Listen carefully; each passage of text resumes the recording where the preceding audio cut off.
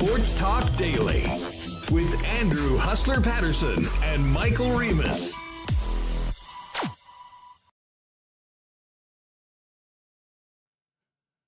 Hey, what's going on, everyone? It is game day. Get your naps in after work because it's a 9:30 puck drop tonight at Crypto.com. The Winnipeg Jets looking for 2 big points to kick off a Western road trip against the Los Angeles Kings. One of the very few teams they have not beaten this year. The Kings 2-0 against the Jets and have done a pretty good job keeping the Jets in check through these 2 games. Now, LA obviously in a dogfight for home ice in the first round, where they will play the Edmonton Oilers again, barring a collapse by the Vegas Golden Knights. It'll be 4 straight years of Edmonton, LA. But, home ice seems a little more important this year, considering the Kings have been the best team in the National Hockey League on home ice all season long at 27-4-4. We're going to head out to LA. Dennis Bernstein is going to jump on the program with us. Always love talking Kings, Jets with DB. We'll also get his thoughts on the playoff races throughout the league. Jeff Hamilton of the Winnipeg Free Press is also scheduled to join us. And we got some injury updates from Coach Mark Morrison with the Moose yesterday. The Moose in action tonight at home, beginning their final homestand of the year. And our pal the Goose, Austin Siragusa, is going to join us later on today on the program as well. We'll get to the cool bet lines. Now, the Jets are just hitting the practice ice now or in the next half hour. So normally we like to get to the coach or the players kind of early on in the show on game day shows. We'll hope to have that in the second hour later on, but that is TBD depending on when it becomes available. But if it is, we'll have it for you here on Winnipeg Sports Talk. Of course, Remis is fired up to get in here. I see a very lively chat already. I see Ezzy. What's up, Ez? Our guy Jaden, I hope all of our younger WSTers are enjoying their spring break. It's great to have you with us live today. And we'll buckle up for the next couple hours to get ready for another huge tilt, because guess what? The Jets got no help last night from the Seattle Kraken. Got to do it themselves. The Dallas Stars seem to refuse to lose right now. They're taking advantage of a soft part of their schedule, and they're getting the job done right now. So we're back to even games played. We are back to the Jets with a 4-point lead at the top of the Central Division. And they will need to do everything they can to get these 2 points tonight to continue to lead ahead of the Dallas Stars and not get this gap any closer as we get closer to that monster game next Thursday in Dallas on April the 10th. Just before we get going, a huge thanks to all of our sponsors. Of course, Coolbit Canada, Princess Auto, welcome aboard the Prairie Toyota dealers, as well as St. Patel Dental Center, Manitoba Battery, Aikens Lake, Wilderness Lodge, Wallace & Wallace, Breezy Bend, F Apparel, Fans First, Little Brown Jug, Boston Pizza, Royal Sports, the Winnipeg Jets, and we will get to a Why Not question of the day for Not Autocorp over at Waverly and McGillivray. Again, welcome to everybody in chat. Rob Pepper, thanks Seattle for nothing. And welcome back to the program, Michael Remis. What's going on? I'm getting ready for a late one here tonight. West Coast, and yeah, the Jets and the Kings. Jets 2 losses to the Kings. 4-1, November 27, and a 2-1 overtime loss. It was Eric Comrie in net on January 10. So the Jets trying to get that first W against the LA Kings this year. And you mentioned the Kings very good at home. Well, the Jets, 4th best in the NHL on the road. Here I've been sitting here thinking, the Jets aren't as good on the road as they are at home, which I mean is true, but that's pretty hard. Their pace at home has 28-6-4, but on the road 23-13-0. So not too shabby. And yeah, the Stars. I was tuned in last night. Stars, Kraken, and Casey DeSmith coming in, making some big saves, and Dallas doing what they needed to do. Wyatt Johnson with a big one. And the Kraken, they put some shots up, but they couldn't score. And Dallas is finishing, and you've seen that the last couple of games where they keep getting outshot but keep getting W's. And I have a feeling if the Jets were to lose, you'd be feeling pretty nervous if they were only up 2. Although they would have a game in hand, actually, so it wouldn't be too bad. But they're neck and neck here down the stretch. Yeah, well, I mean, listen, going into tonight's action, both the Jets and the Stars have 8 games left. So once the Jets play this game, right, Dallas will have the game in hand. You hope that it's 6 as opposed to 4, because they seemingly have done it. Just to fill you in, I know we've talked a lot about Dallas's schedule. This is the way things look for the rest of the way for the Stars. They are going to be playing at home on Thursday to the Nashville Predators. 30th overall in the league. They've got the Pittsburgh Penguins, who I think are like 27th or right around there, on Saturday afternoon. Then they go to Minnesota on the second end of back-to-backs. Not often that you'll hear Winnipeg people cheering for the Minnesota Wild, but that could very well be the case on Sunday. And then they're home to Vancouver on Tuesday, April 8th. The big game against the Jets, Thursday, April 10th. And then they finish with Utah, Detroit, and Nashville again. So we've been talking. I mean, this last dozen games for the Kings, or for the Stars, the only playoff teams that they've had, or I guess the last 11, because they played Edmonton, albeit without Draisaitl and McDavid. The only 2 teams in playoff spots are Minnesota and Winnipeg. So listen, hopefully one of these lower teams are going to step up and get a big win against Dallas. But I think, the Jets know right now, Reem, that they cannot take anything for granted, and they got to do it themselves. And you make a great point. I mean, we can talk about that Kings home record, which is pretty darn impressive. But when you look at the NHL standings, there's no team in the NHL that has more wins on the road than the Winnipeg Jets. The Capitals have 23, and they technically have a better record on the road because the Jets are 23-13. The Caps are 23-9-3, so they do have a few more points. But if we're just talking about winning games on the road, it's the Jets, it's the Capitals at 23, and then a few other teams at 22, including the Wild, who had the best road record for most of the year. The Leafs have 22. The Devils, funny enough, have 22. And the Dallas Stars have 22 as well. So it's all, we won't focus on Vegas. We won't be talking about Utah on Saturday. All about tonight against the Los Angeles Kings. And as I mentioned right off the bat, Remo, this is, the Jets have the 51 wins now on the season. None of them against LA.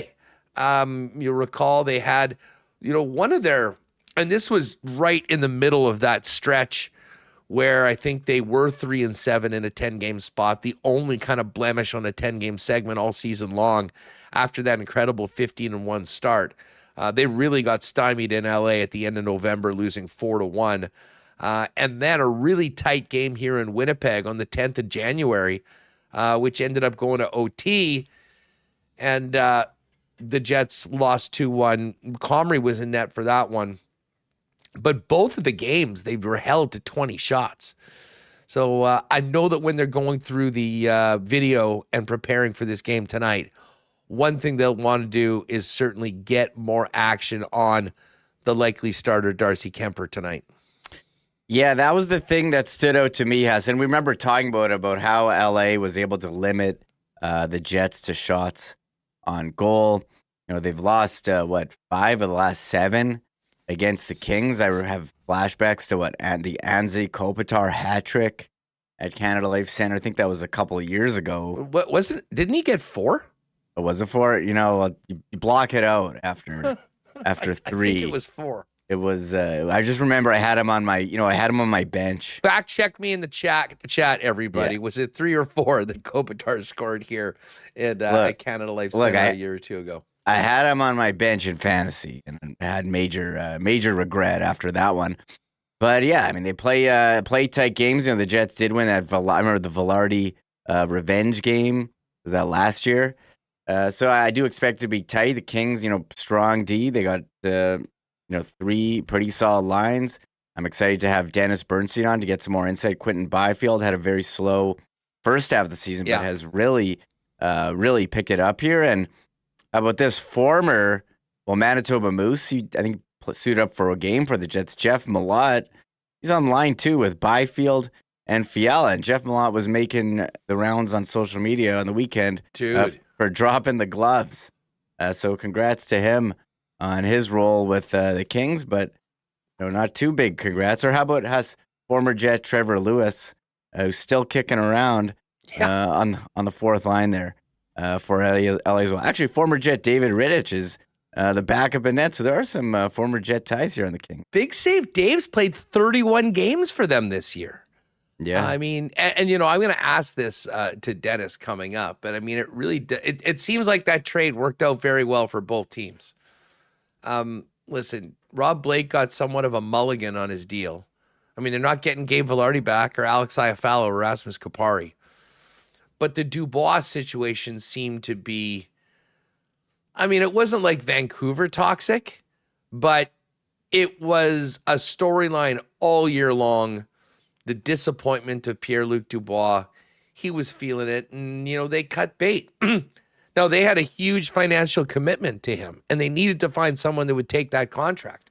And the Washington Capitals were able to do it, and it kind of seemed like, okay, well, if we're going to take this, you got to take our contract that we need to get rid of, and that's Darcy Kuemper. Well, Kuemper has been amazing for the LA Kings this year, and we know what Dubois has done for Washington. So it sounded like it was a lose-lose proposition at the start. Certainly looks like a win-win now after what both of these teams have done and how well the change of scenery has affected both players. Yeah, I think, Dubois, when they came in, they already had signed like Phil Deneau as center, and, maybe it wasn't working out. And I think there were some effort concerns there around Dubois, and, maybe the coach there wasn't able to get the best out of him like Carberry has been in Washington. So I think it ended up working out for everyone. I do find it amusing that Dubois has played for 4 teams, and when he goes back in the the home to play at 3 of them, he gets booed. But that was something that was hanging over the team all year.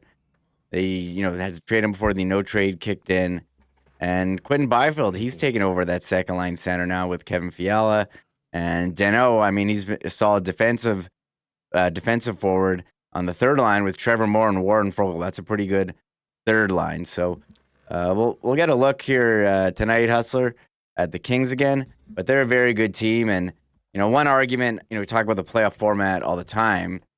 With only so many teams you can play in the first round, you're going to have this where the same teams meet over and over again. And we do have our set for another year of Kings Oilers. Don't you just love the Kings Oilers rivalry? Hustler, you're not sick of it at all? I was sick of it after the first time they played 3 years ago. I mean, listen, the Oilers are a fun enough team to watch that, when it's playoffs and it's McDavid and Draisaitl, if you're a hockey fan, you're going to set up for it. But, I mean, again, if we were talking 1-8, as of right now, the Jets would be 1. They would be playing St. Louis. Vegas would be number 2. They would be playing Minnesota. So you'd have Dallas playing the Edmonton Oilers, and the Avalanche would be playing the Kings. I would probably prefer that to what we're going to get. So I think everyone in the Central would prefer that, because we wouldn't have, Dallas and Winnipeg and Colorado. Well, Dallas and Colorado potentially, or Colorado and Winnipeg. I mean, either 1-4 or 1-3 in these, or 2-3. But it's, Vegas is 4 points back of Dallas with a game in hand. They're 8 points back of the Jets, so it's unlikely that they'd be able to catch Winnipeg. But because we don't have that, and it's all about the divisions, we're going to get Edmonton and LA almost assuredly, because Vegas is 7 up on the Kings and 9 up on Edmonton. And barring a complete collapse by the Oilers, they're not getting caught by the Calgary Flames, who, by the way, won last night in Colorado. I was just talking to Dusty about this on the Lock Shop. I even though it truly was the Oilers that ruined my childhood, and many of you listening and watching right now, I always hated the Flames actually a little bit more. Maybe it was begrudging respect for the dynasties of the dynasty of Edmonton. I think it really goes back to one particular incident, the infamous cross-check on Dale Hawerchuk by Jamie McCowan. But I've never had a soft spot for Calgary at all. Neither Edmonton, but especially Calgary. But I have to tell you, like, I don't know what it is, maybe with Tkachuk leaving and the way they got sort of screwed by, what happened with Johnny Gaudreau. And, a similar, smaller Canadian market, although bigger than in Winnipeg. There are some similarities. But, Reem, I don't know if I've been more impressed by a team, like night in and night out, of a team that, probably should have been talking draft lottery to where they are right now. And, I mean, Columbus and the story that they've been here this year is a little different for obvious reasons. But that game last night, I mean, Calgary, by all accounts, was done. And they scored 2 in the third period and come back and win in a shootout. Flames did some great social media stuff afterwards with the recording of Ryan Huska talking to the guys after the game, and Ryan Lomberg saying, hey, we're not dead yet, and going on. But, I mean, this team's just showing absolutely no quit. And I don't think they're going to be there when it's all said and done. I mean, they've got very, very low playoff odds right now because of how much room they have to make up and just how hot the Blues have been, especially. But credit where credit is due. This Calgary team, incredibly admirable what they've done so far this year, and far better and more competitive than I certainly thought they had in that room. Yeah, Calgary is a team for me. Watch out for them, maybe not this year, as it doesn't seem like they're going to make the playoffs, but going forward, they have a lot of cap space. Now they have to sign. RFA's Connor Zary, an RFA, not really a ton, but they found their goalie in Dustin Wolf, and they have 2 first-round picks in 25 and 2 first-round picks in 26. The trading the last couple of years, selling off Elias Lindholm, Chris Tanev as well, it's paid off with some picks. They've made some trades. So I'm curious to see what Calgary is going to do. They have the arena, and you talk about similarities. I joke that the Flames are actually playing in the Winnipeg arena still, basically. but you know what? You're not far off. You are not far off. I mean, I went to that Flames-Jets game last year, and listen, the Dome is a relic right now amongst NHL buildings. There's no doubt about that. So they're getting a new arena, new revenue streams, and new facilities for the players. I'm sure they'll want to field a competitive team when that happens. But they've got a lot of picks going forward and a lot of cap space, and that's a good recipe for success. So big win by Calgary last night. Dallas, unfortunately, got the job done. But back to tonight's game against LA. We've got a pretty busy night in the NHL. And Oiler fans are going to be pulling for the Jets tonight so they can maybe get a little closer to having home ice in that first round. And meanwhile, the Winnipeg Jets will be just waiting to see what happens with the Dallas Stars tomorrow as they take on, I believe we just went through it, Nashville. Before they continue on. We'll get to the Cool Bet lines later on for all of this action, but we do have a pretty busy one. I mean, key games tonight in the league. The Panthers and Canadiens back in Montreal, second end of a back-to-back. Could the Habs pull off an unlikely sweep of the Panthers? And this is the weird time of the year. You're going to have Leaf fans cheering for the Habs tonight. To try to beat the Panthers and give the Leafs more opportunity to extend their lead at the top of the division. You've got the Sabres and Sens. Sens, I think I saw 99% playoff likelihood right now. But while they beat the Leafs every time they play them, they lose to the Sabres every time they play them. Predators, Blue Jackets, it's a massive game for Columbus. Lightning still in that three-way dance for a top spot in the Atlantic. They're in New York against the Islanders. Islanders still in the mix. And then the St. Louis Blues looking to make it 10 in a row, taking on a desperate Detroit team. Calgary's taking on Utah right after getting that big win last night. The Oilers are taking on the Vegas Golden Knights this evening at a 9 p.m. start. Sharks, Ducks, and then the late one. The main event, if you will, the Jets and the Kings. So, not really a lot of significant scoreboard watching for Winnipeg tonight. It's all about the Jets and the Kings on the ice. And then tomorrow, Reem, we'll get back to it looking at, we'll wait till Thursday for the Dallas Stars to host the Predators on the same night that the Winnipeg Jets are going to be in Vegas to take on the Golden Knights. Yeah, I'm just looking at, Money Puck here. It says Money Puck has tonight's Jets game as basically an exhibition game for the Jets, which I don't really agree with.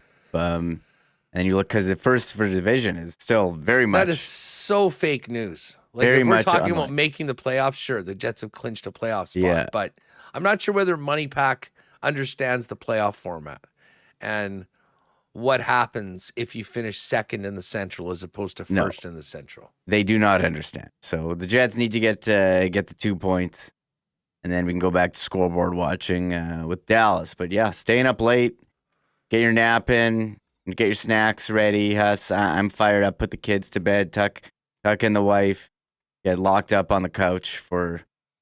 I don't want to say. I'm getting ready to say 3 commercial free football, but no, it's 3 hours of Jets hockey. Hey, we'll get into some of the Jets angles with Hammer when he joins us. Couple other things I wanted to get to.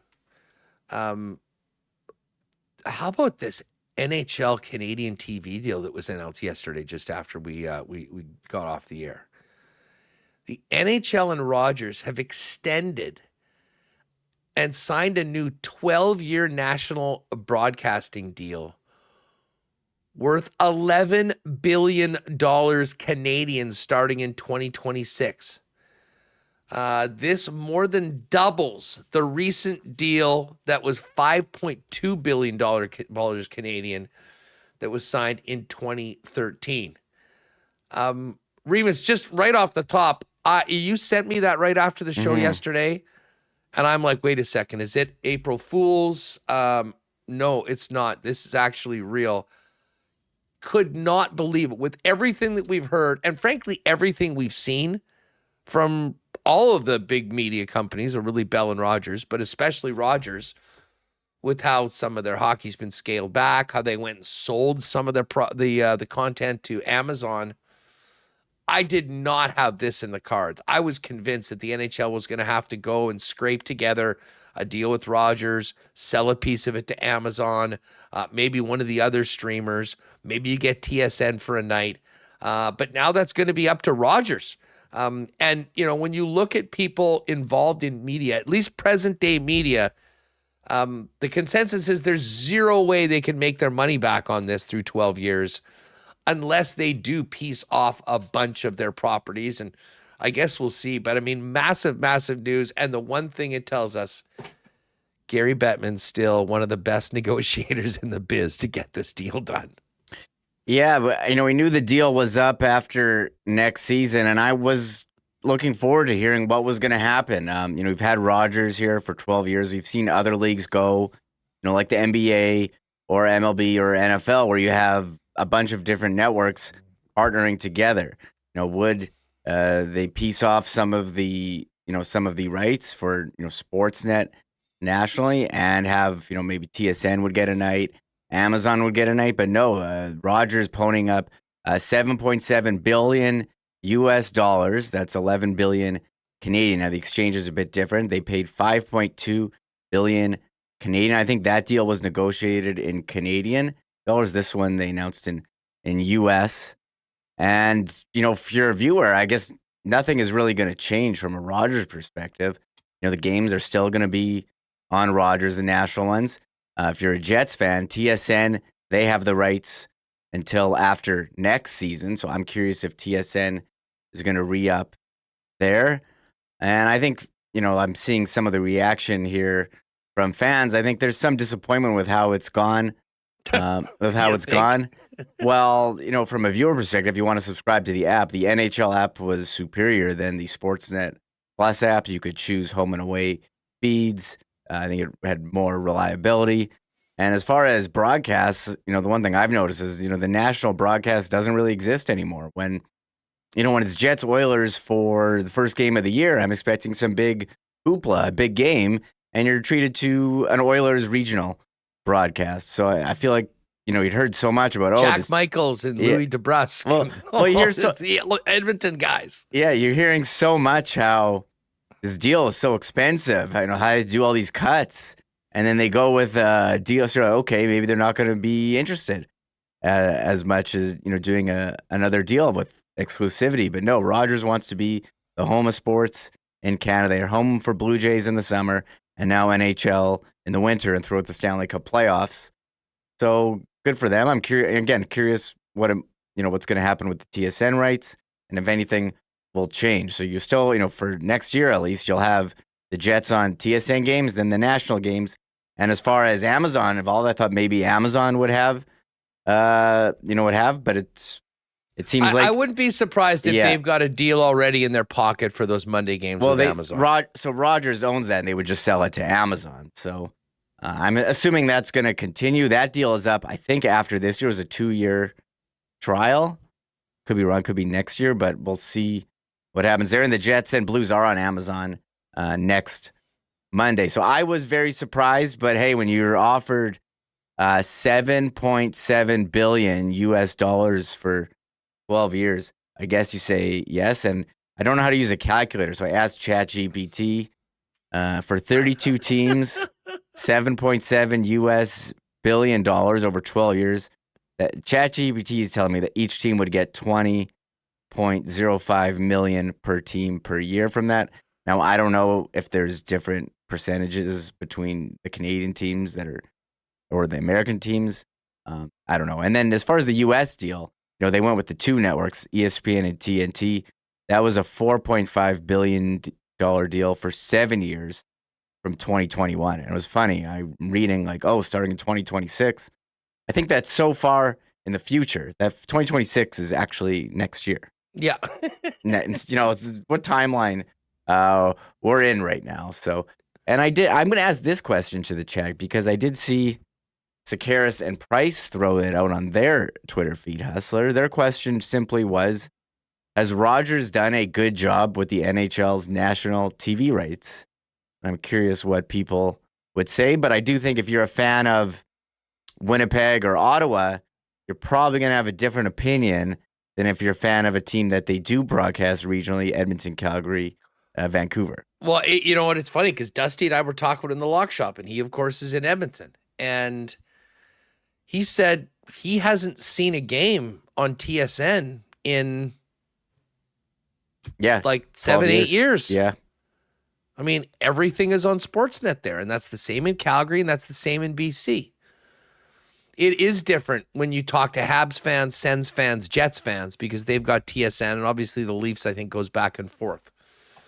And TSN does have a 20-year deal on the Leafs' local broadcasting rights, which is split with Rogers. That was part of a deal when they were being sold, or the 37.5% was being sold. But, man, it looked like, frankly, both of these companies were scaling back their sports, more so TSN than Rogers. But certainly, I mean, I don't think you can't help but watch the way they've actually treated the product on the air with the amount of cuts and the listen, I don't want to take shots at anyone. I think there's a lot of room for improvement with the Sportsnet broadcast. I will just say that.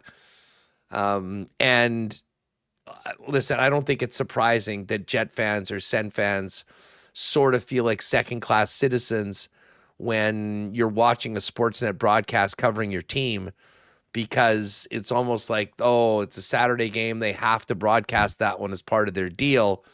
And then, you get the D team for the broadcast. You go to the intermission and they're talking about the Leafs for 12 minutes.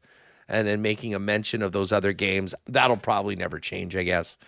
But when you look at the Amazon product, and certainly like the TNT product with the personalities and the people they have in, I mean, I guess my one hope is knowing that this is the case moving forward. I hope that realizing that they're starting an entire new deal, that they may, go back to the drawing board and completely reinvent their broadcasts, because I think there's a huge potential to make it better for fans and simply to make it more entertaining. And the bottom line is, if you do that, you'll have more eyeballs on the product, which at the end is what their sponsors, their advertisers want, and certainly what Rogers is expecting to get out of this massive, massive commitment to NHL hockey. Hey, I just before, we're going to get to Dennis Bernstein in just a minute. Before we do that, I want to throw out the why not question of the day. And this is a beauty from Remo when we were doing our show prep today. We are getting into milestone territory here and records. Which milestone or record is more likely? This will be the why not question of the day for not Autocorp at Waverly and McGillivray. Kyle Connor to score 100 points, or Connor Hellebuyck to get 48 wins on the season. Remo, I don't know. I think I have to lean Kyle Connor on this one. He would need, 10 points in his 8 games? As great as Hellebuyck has played this year, he would have to start and win 6 of the Jets' last remaining games. I think the plan is at minimum to give the backup 2 starts. So essentially, he would have to go 6-0, which I certainly don't rule out the possibility of. He's done plenty of 6-game winning streaks so far this year. But when you look at the competition of who the Jets are playing, that is tough. And, for Kyle Connor to go 10 points in 8 games, that's pretty much the pace that he's been on all season. Yeah, we're kind of on record watch here. Connor Hellebuyck, he needs 2 wins to break the franchise record for wins in a season and 5 more to tie Holtby and Brodeur for, the most in NHL history. And Kyle Connor, if he got 100 points, that would tie a franchise record as well, set by Thrashers legend Marian Hossa, a Hall of Famer. So, could Connor Hellebuyck get the 48 wins? He needs 5 more to do that. He'd have to win every game. That's to tie, right? That's to tie. Yeah, that's to tie 48. So you need 6 to break the record. I think breaking the record, I don't think it's going to happen. So Kyle Connor, I think he could go on a heater. He could have 3 or 4 points in a game, and you could have, the first Jets 2.0 player to be a 100-point scorer. It would be pretty incredible. It was 06, the best 07. thing that could happen is that for us to still be talking about this question and Hellebuyck and the wins record, next week. I mean, if you have to win 6 games, well, you got to win 1 and 2 and 3 and 4 before we start talking about the tying and record-setting ones. Those starts are probably going to be tonight, Thursday against Vegas, Monday against St. Louis, and next Thursday against the Dallas Stars. So if that is the case, the Jets will have taken care of their part of the deal, and will all but have clinched that first place spot if they just keep on winning, regardless of what happens with the Dallas Stars, and especially if they win that game next week. Anyways, give us your thoughts in the chat for the why not question of the day. All right, DB's coming up. Let's take a trip out to LA. Jeff Hamilton with more on the Jets and the local scene coming up, and we will check in with the Goose, Austin Siragusa from Moose HQ, as they get ready for this final homestand of the season.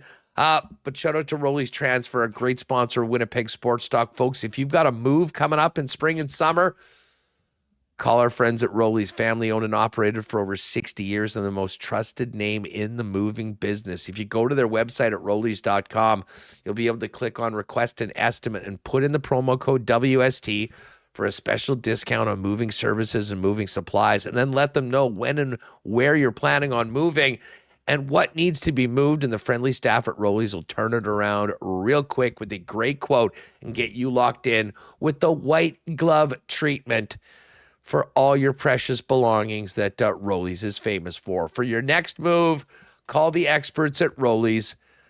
Family owned and operated for over 60 years. Find out more, request an estimate today over at rollies.com. Speaking of families, generations of families have been trusting St. Vital Dental Center for decades for all of their dental needs, and a full-service dental clinic led by our pal Dr. Terry James is the place that you need to go if you need a little spring cleaning on the grill, or maybe it's been a minute since you've been at the dentist. And if you need a full-service spot for your entire family with kids as young as 6 months when their teeth are just coming in, to dental implants and more for elderly people, St. Vital Dental Center has it all. And even better, a beautiful new building with free parking in the back right at 167 St. Anne's.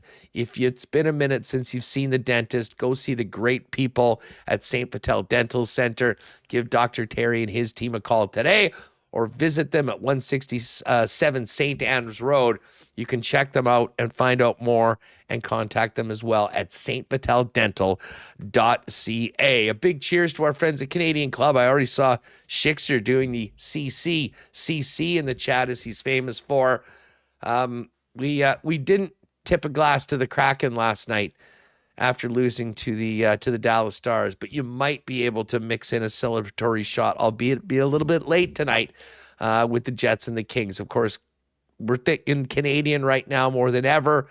And when you're thinking whiskey and Canadian whiskey, there's only one at the top of that list. It is, since 1848, the original Canadian Club. Pick up Canadian Club 100% rye, and Canadian Club Classic today at the CC display at your local Manitoba Liquor Mart. And just before we head down to LA, for all your battery needs, folks, you know where to go, and that is Manitoba Battery, where you can shop local, get the best prices in town, beating the pants off the big box stores every single day, and not to mention the best service. Now, they've opened up a new store on Dovercourt Drive in the South End, the original Manitoba Batteries on Logan Avenue.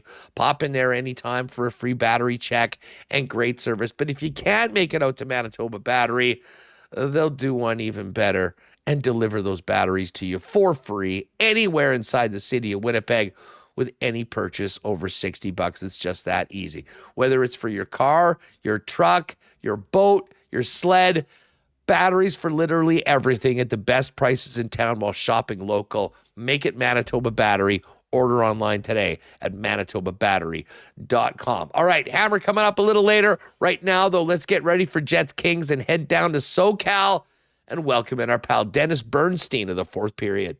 DB, what is going on? How are you, my friend? Doing great. Kings going for a season series sweep, believe it or not, against the Jets. As great as the Jets have been this year, but doing great. Looking forward to the game tonight. You know, and that says something because the Jets don't have a lot of losses, period, at the top. Exactly. That's an accomplishment for sure. Let me, kind of before we dive into tonight's game and, some of the matchups and the keys for both teams. Overall, what's it like around the Kings right now? Because this seems to be deja vu, 4 straight years with another opportunity to slay the dragon that is the Edmonton Oilers. It's all but certain right now that we're getting LA Edmonton for the 4th straight season. Yeah, I don't see Vegas backing up here, so there's not enough runway. There was maybe 15, 20 games left maybe, but Vegas is going to lose a ton of games. So I just think I think that there's some guy. Look, I know there's one guy that wants to play Edmonton for a 4th time. That's Drew Doughty, without question. He hated losing 3 times. He doesn't want to lose a 4th time. But I think the sense around the team is this is a little better team, certainly a little tougher team than the one that went out in 5 last year. So I think, and it's not just about the King. You look at what Edmonton's doing right now, it's a toss-up, and Kings likely will have the home ice advantage. So that will change the paradigm a little bit, Hustler. But home ice, you could talk about it. Yes, the Kings have only lost 4 in regulation all season, but you lose 1 game at home in the playoffs, and then you lose home ice advantage. So I think the sense is that this is better. And certainly with Jim Hiller here, it's just it's a, I don't know, more connected group, but there's less tension around the team. Todd was here 4.5 years, did a lot for me when he was here. But he Jim Hiller is more relaxed. He has more of a sense of humor.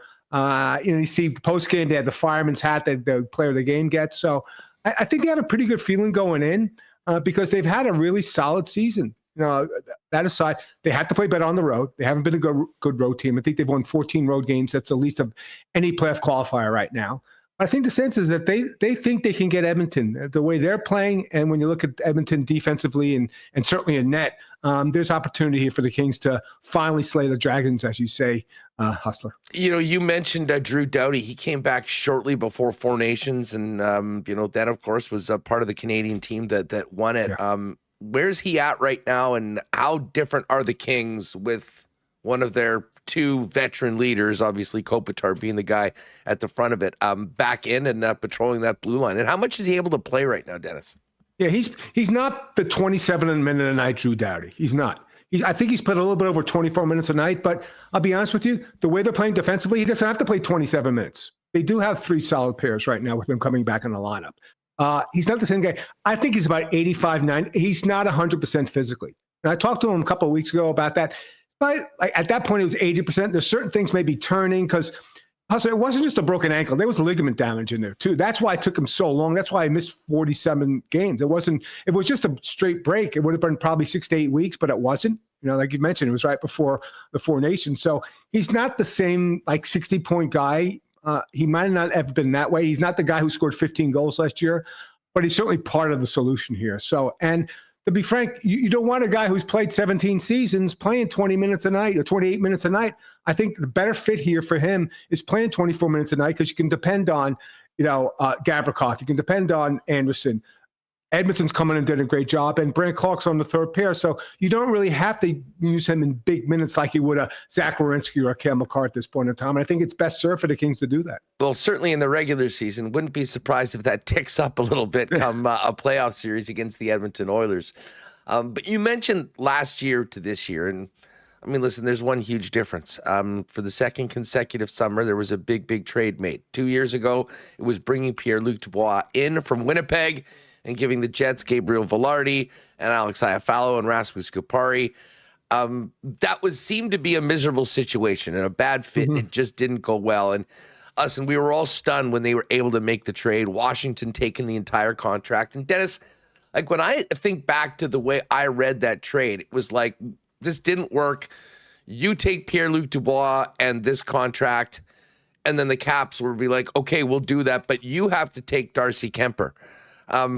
We just saw Dubois and the Caps here. I mean, their season speaks for themselves. And I'd imagine you'd say that Darcy Kemper's been a pretty big part of the Kings' success. How accurate was my read on that trade? And this year, how big of a part of the Kings' success is Darcy Kemper?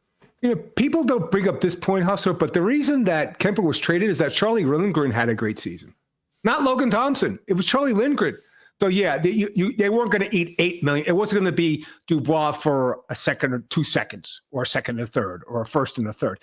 You got to take back money. And at that time, it was a bad contract for Washington. He had been the number 2 behind Lindgren. But this year, 210 goals against, a 9.919 save percentage. It's not kind of Hellebuyck or Vasilevsky, but it's right behind those two guys. You could argue he's their MVP. And I can't imagine if they didn't make that trade, who the goalie would be this season? Would they have brought back Cam Talbot? I don't think it would have been David Rittich. Who knows what would have happened? So by default, it became a better trade. Look, I wouldn't trade those 3 guys for Darcy Kemper. But if they didn't have Kemper, they may not be a playoff team this season. You mentioned Dave. Big Save Dave. I'll be honest, I'm just looking at the numbers here. I'm kind of surprised he's played as much as he has. I mean, Kemper's had 43 starts. Big Save Dave has 31. He's got 15 wins. And, listen, a 271. I mean, obviously the save percentage is not really in the area code of Kemper, but right. I mean, has he been a pleasant surprise? It seems like he sort of resuscitated his career.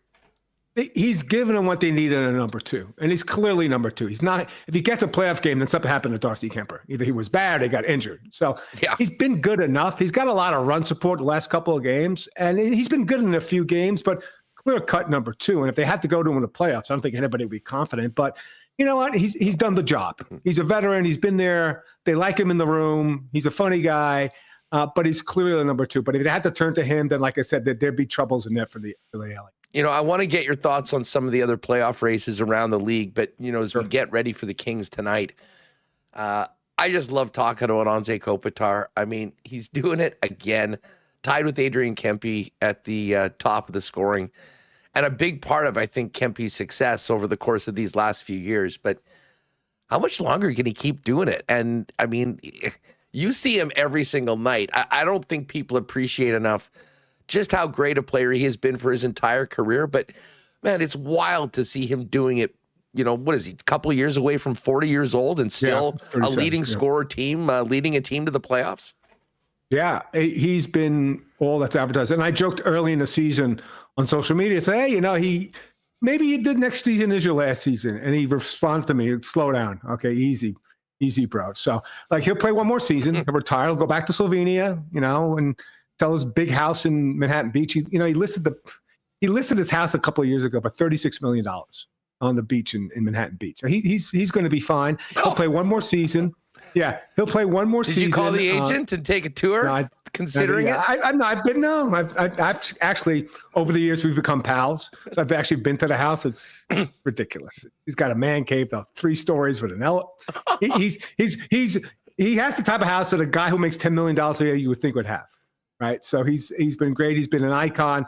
He's still great. Look, here's the thing. Right now, from a production standpoint, you might say that Quinton Byfield's line's number 1. The first line, and Kempe and Kuzmenko and Kopitar might be the second line, which is great because you don't want at 37 Kopi to be your best player.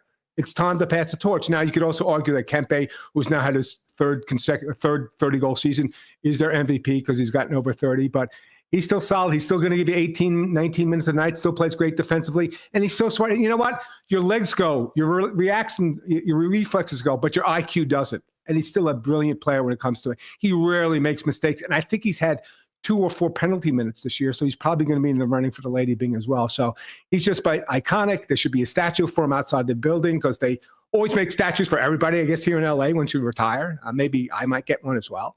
But other than that, he is still the same Anze Kopitar that we knew when they won the Cup Silver a decade ago. Dennis, I mean, here's the ultimate fourth period content idea before he goes. Fourth period cribs, where you just get to roll through Kopitar's shack and show people what it's like. Where does he rank amongst the greatest Kings of all time? Well, he's going to become the leading scorer, I think, at some point here. So he's right there. What else could he do? He captained the team. Now, Dustin Brown captained the team, but Dustin is not the player that Anze is. You could argue he's been the greatest King of all. He really, I mean, because of tenure. Gretz is the greatest, but he played, 5 or 6 seasons in LA. This guy's going to play 17, 18. He's going to be a one franchise athlete. So I think you could absolutely make the case that he's the greatest King of all time.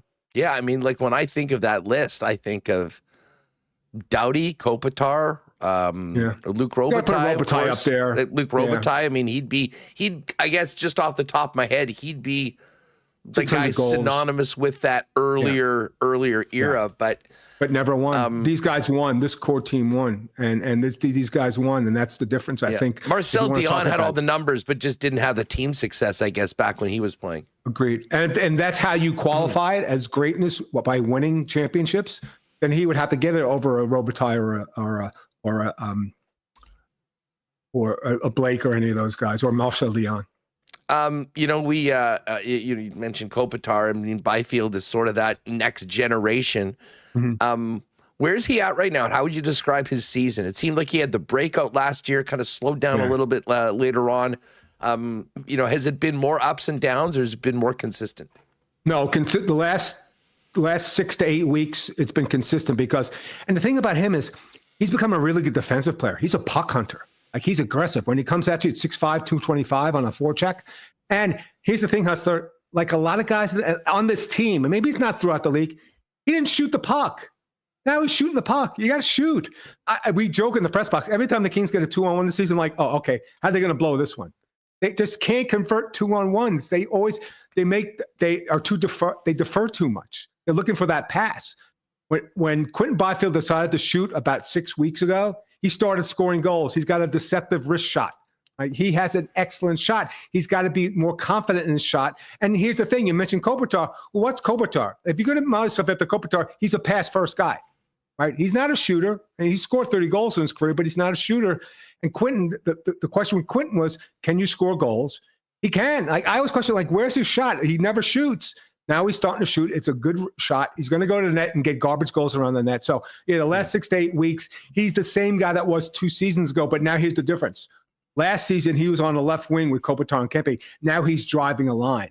Now he's playing with Fiala, who, again, over the last 2 months, has been flawless. And the reputation of Kevin Fiala, takes down penalties, like makes bad passes, trying to make hero plays. Those two have played excellent together. And that's why I think they're a more dangerous team coming into the playoffs, because if you do shut down Kopitar and Kempe, then, Fiala and Laferriere and Quinton Byfield could come up and bite you in the postseason. Dennis Bernstein of the fourth period's with us, getting ready for a late one tonight, 9:30 Winnipeg time. The Kings and Jets drop the puck out on the West Coast. What do you make of the Jets situation right now? Dallas just will not go away. Yeah. A 6th straight win last night. They've got a 4-point lead with 8 games remaining. The Jets have a great chance of earning the number 1 seed in the West, which may very well come with the President's Trophy.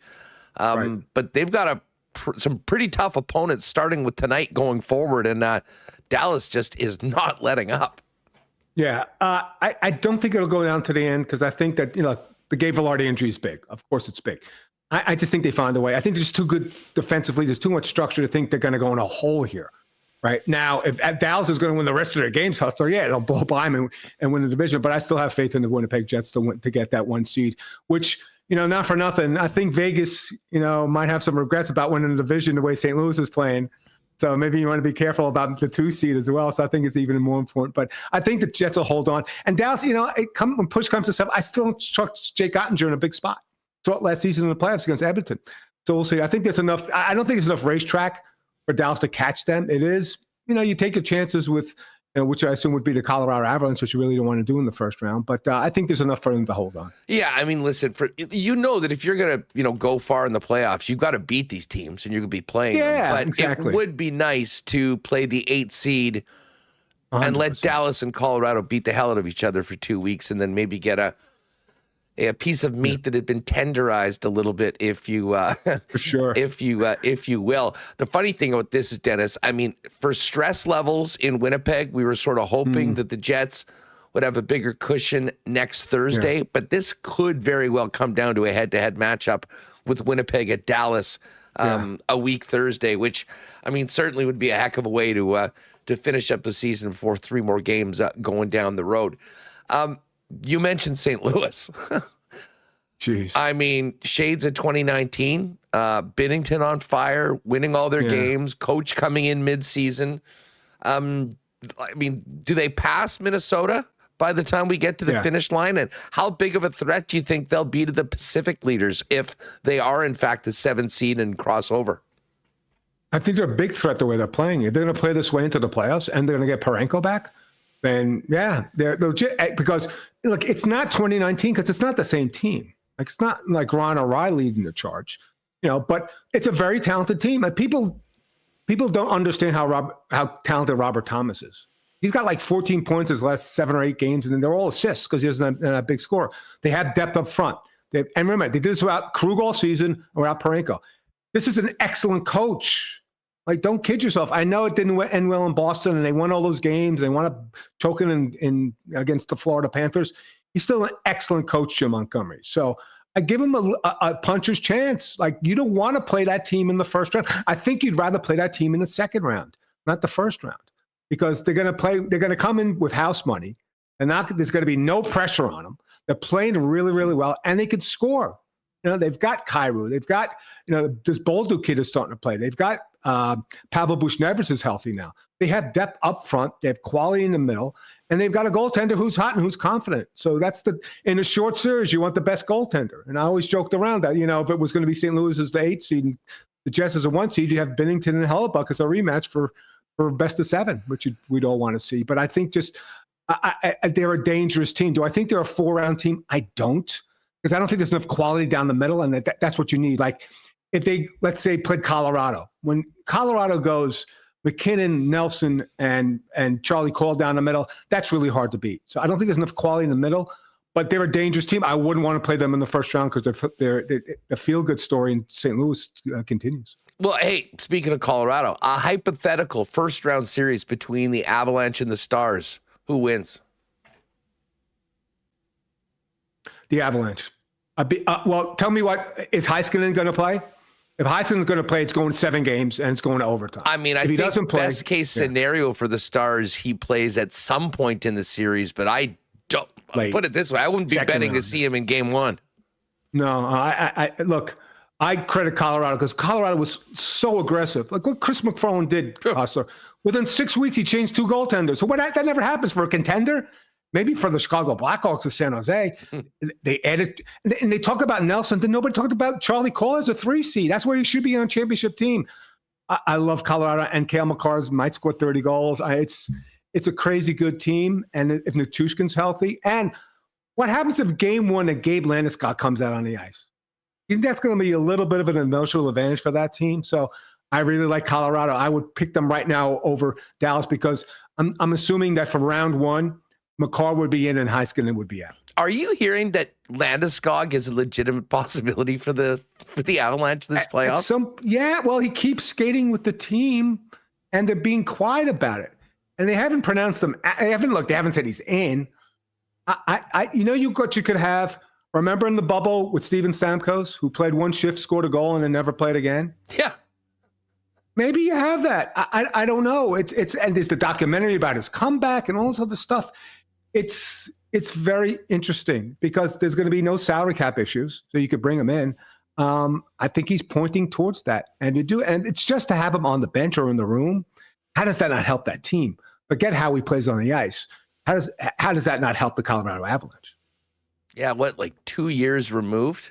Yeah, it's a long time. It's been a long time, and to come back from that type of surgery is first of all it's brave. Like his legacy's decided. He's won a Stanley Cup. You can hang it up right now, but he wants to play, and that's the passion. And that's why I covered this sport hustle. The passion of these players half of the game.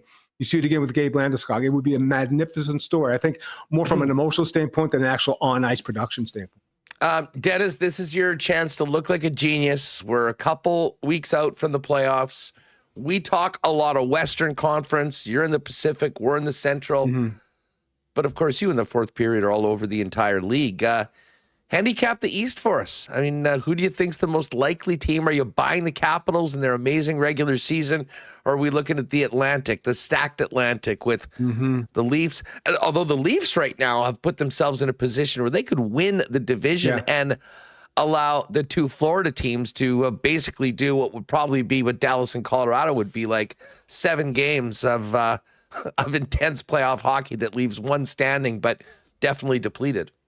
Well, I think the Leafs have won 2 division titles since 1967, so I'm not sure about that. Here's the thing with the Caps. I'll put the Caps and the Jets in the same thing, in same class. What do we do with the best teams? We try to poke holes in them. Why won't Winnipeg repeat that in the postseason?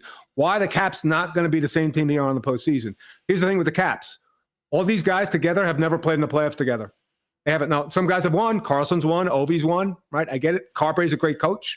Dubois he's top 10, 5 on 5 points, right? There's nothing to poke holes in except that this team hasn't had experience in the playoffs. And let's say they play the Rangers in the first round and Shesterkin gets hot. Then what? Right? So the one team I'll pick is not, for some reason, because of the 4 nations, I'm not going to doubt anything that John Cooper does. And so I think Tampa Bay has a shot here. I really think they got a shot because everybody's talking about Florida repeating. Now they have Marchand, they added Seth Jones. Toronto looks really good. There's something like to me gnawing at me saying that Tampa might get through, right? The one thing I don't think, even though they're playing really well, I'm not buying Carolina. I don't think it can score goals. So I think it's wide open. I think you've got 4 or 5 teams, but I just think that Tampa. I just love Hagel, the way he played in 4 Nations, what he did with the fight and everything. There's something about that team I think it could be magical. Not magical because they're a very good team, right? And Kucherov's getting really hot again. People didn't even notice that. I just like that team because they got the goaltender and they got the coach and they've been there before. It sure would be nice if things stayed the way they were in the Atlantic.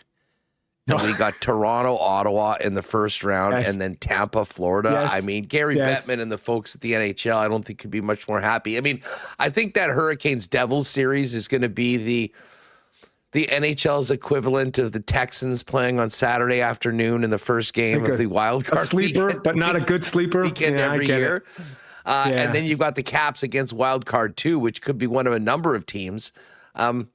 Who do you like in that wild card? Do the Canadians hang on? Can Columbus, finish up a incredible hallmark story making the playoffs? I think the Rangers find a way. I still think the Rangers find a way. Because, it's a race to the bottom, though, Hustler. All these teams who have a shot to get some distance. Like, I can't buy the Canadians a minus 26 goal differential. And I know they're less. I just think the Rangers find a way. Maybe Gabe Perreault coming in and energize this team, a little bit of youth, and maybe Shesterkin. There's a lot of maybes. Because I can't convincingly say any one of these 4 teams. Because you look at the way they finished. Look at their last 10 games. Montreal's 4-3-3. The Rangers are 4-5-1. The Jackets are 3-6-1, and the Red Wings are 4-4-6. You pick. And the Islanders had a shot, but they lost 3 straight. I don't know. I don't like any of them. And I think they get knocked out really easy. So I think if Washington stumbles, I don't think it'll be in the first round unless it's the Rangers and Shesterkin stands on his head and does crazy things in a 7-game series. But other than that, that's probably going to be a breeze for Washington. I'll stay with the Rangers, but it's not a convincing vote for that. It's so funny. Team. This is deja vu of last year when Washington ended up making the playoffs. It seemed like nobody wanted it. I mean, it's going to go down to game 82, Hustler. It is. There's going to be a plan. Somebody's going to have to win game 82 to get to that second wild card, I think. Those teams are all lucky that the NHL doesn't go 1-16 because they should. You'd have 5 Central teams in the top 12 or so of the entire league, and all those teams would have been in the mid-first round of the playoffs. Dennis, before we go, let's get back to tonight's game. Sure. Just quick thoughts on Jets-Kings, what the Kings are looking for, and what you expect from Winnipeg, who's on a nice winning streak coming off this recent homestand. Well, I think first goal coming out of the box is important, especially when you're playing a team that's so super confident at home. The Kings are 27-4 and I think 6 at home or something like that, some crazy record. So I think first goal is important. Low-scoring game. Kings, you know what? They've been scoring more goals lately. They scored 8 against the Sharks, which was kind of a revelation until you look back a couple of games ago. They scored 7 against Carolina, and they scored 6 against Vegas. So I think the fact that Kuzmenko's come in, and for Winnipeg Jets fans who know Kuzmenko from his time in Vancouver when he got 39 in his career, he's really solidified that line. He's starting to do things for them on the power play. And I think that the Kings, the power play has been the choices all year. But it's starting to galvanize with Kuzmenko because of the creativity with that first unit. So look out for that. So I think low-scoring game, 3-2. Again, check for your chances, and don't think not a high shot total. So I think it'll go down to who's ever going to play best in the last 10 minutes of the game. You mentioned Kuzmenko. That goal against San Jose where he did the double. Yeah.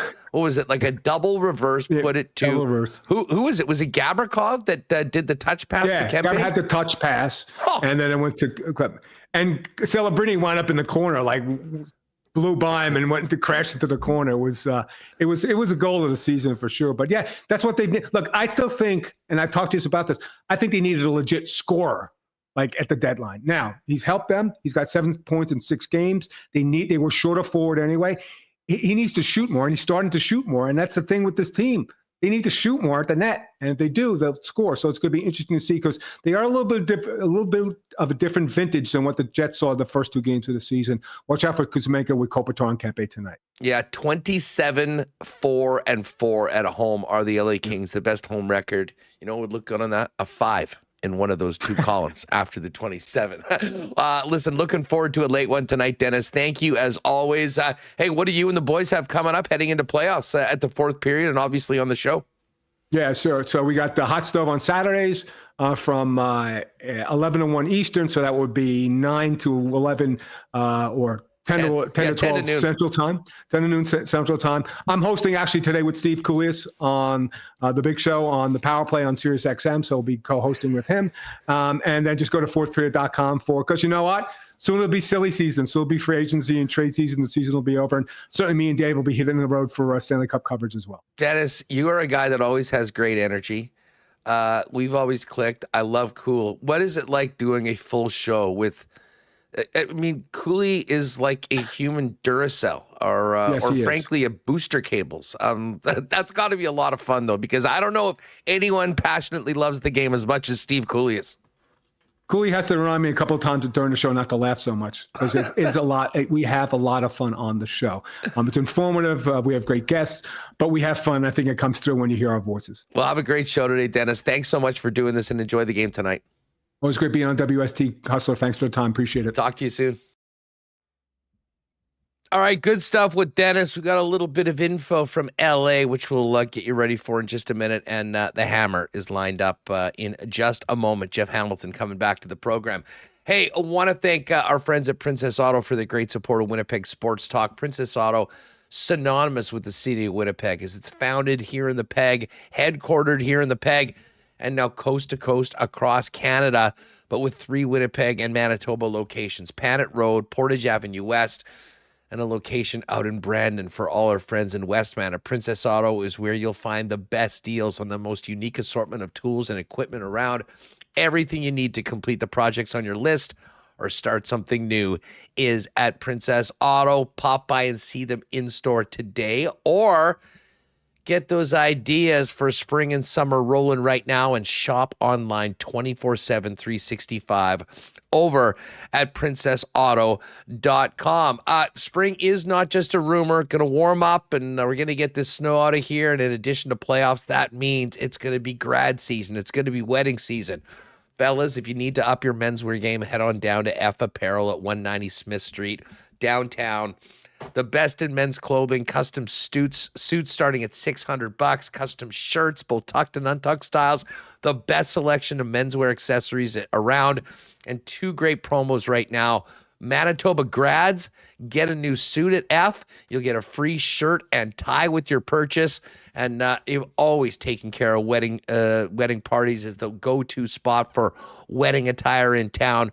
A great discount when the wedding party gets their suits for the big day at F Apparel. Pop by and see them, 190 Smith Street downtown, or check them out online for more at F. That's EPHapparel.com. And I'll tell you what, I cannot wait for coming up this summer.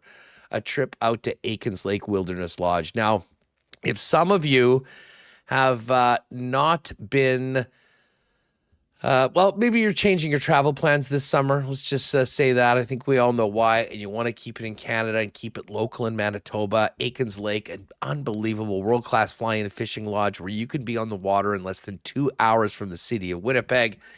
And as amazing as the world-class fishing is, the hospitality from the Terrence family and the Aikens team is even better. Friends and family trips, corporate retreats, they've got it all. Find out more today at Aikens Lake Wilderness Lodge.com, or at AikensLake.com, I should say. And of course, at Aikens Lake on all of those social channels as well. All right, Hammer's going to be joining us in just a couple of minutes.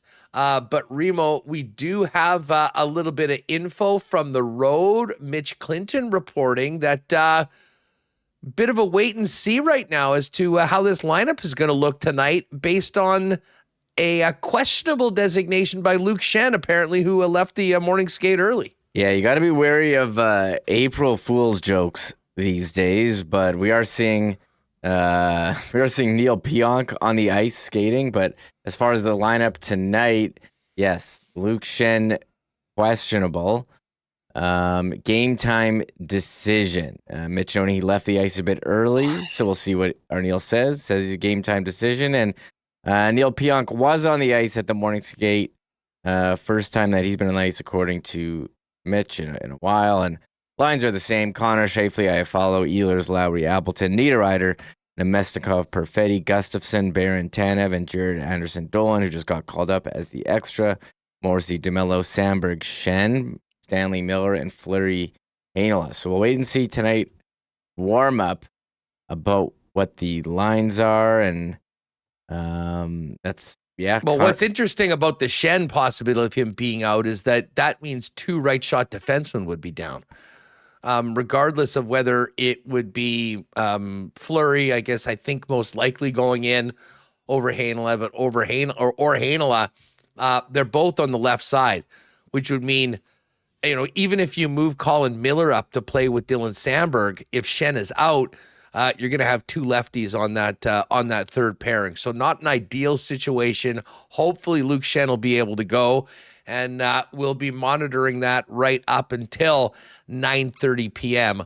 when the puck drops tonight. All right, let's keep this show moving on and welcome in our pal Jeff Hamilton of the Winnipeg Free Press. And this segment is a presentation of your Prairie Toyota dealers, who want to tell you about a great new contest they've got going right now. Check this out, WSTers. The grand prize includes a signed Mark Scheifele jersey, a Connor Hellebuyck signed jersey, and some other great Winnipeg Sports Talk merch. Retail value of the grand prize is $960. What you're going to need to do is enter for your chance to win by visiting Prairie Toyota Dealers on Instagram at Prairie Toyota Dealers or Facebook at Prairie Toyota to enter. And you can also click the link in this episode's description if you're with us on YouTube right now or on the podcast. It'll take you right there. Make sure to enter, and good luck on that. The contest closes on the 23rd of April, so enter today, and it's open to residents of Alberta, Saskatchewan, and Manitoba of the age of majority. Prairie Toyota also wants to remind you to get in and go and shop Toyota.ca today. Your Prairie Toyota dealerships offer a wide variety of vehicles forged with Toyota's commitment to quality, including fuel-efficient hybrids perfect for city driving and SUVs to make most of all of the seasons. Experience the latest safety and technology features and browse their inventory and schedule a test drive in your dream Toyota today at your Prairie Toyota dealers. All right, it is hammer time. We've got a big game tonight. Jeff Hamilton from the Winnipeg Free Press joins us. What is going on? It's great to have you back on the program. Have you gotten got by any April Fool's jokes today? Funny you say that, because I got my girlfriend this morning when I told her that the entire Winnipeg Jets club, she's become a massive Winnipeg Jets fan since arriving from the Ukraine. And she just loves the Jets. And I told her that the entire team got busted for performance-enhancing drugs this morning, and that their eligibility for the playoffs was in question, and that they were calling me into action this morning to have to figure it out, and it was all hands on deck, and the city doesn't know what's going on, and she was just like, what the heck's going on? And obviously, it was April Fool's, and she was she kind of just put that in her pocket, and I went on with my day and completely forgot about telling her April Fool's? No, I told her April Fool's. That was all figured out, but I forgot that it was April Fool's. She sends me a text message later in the day saying, hey, can we talk for a second? And I'm just like, obviously my paranoia, my anxiety is going through the roof. What have I done this time? And then she starts talking about how she's eligible for this program to get her green card in the USA. And I'm like, in the back of my mind, I'm like, deep breaths, like this, you've been enjoying this. Like this isn't just, ease up on it. And finally she's talking about how she's wanting to go to the US and be part, this is an opportunity she applied for in 2023 before she came here and all this stuff. And I was just sitting there and I'm like getting away with my work. And I'm just like, I'm like, just chill, Jeff, like relax, like just go with it. And then finally she pulled out the April Fool's joke. And I was just like, wow. I was just like, in my mind, you were dead to me. And now I love you even more because you fooled me. So anyways, that's been my April Fool's. You deserve this. This is 2/10 of a time for Jet fans right now. Totally. You can't go playing with their emotions when it comes to Hey, Koss, lesson learned, buddy. Lesson learned. I was going to say, too, as you brought in this new sponsor with Toyota, a Toyota of mine stayed in the family for a while. I adopted my mom's. And then one of the troublemakers around the city decided to punch out that small hole in the back of my of the driver's side back seat. Like there's like a little whatever.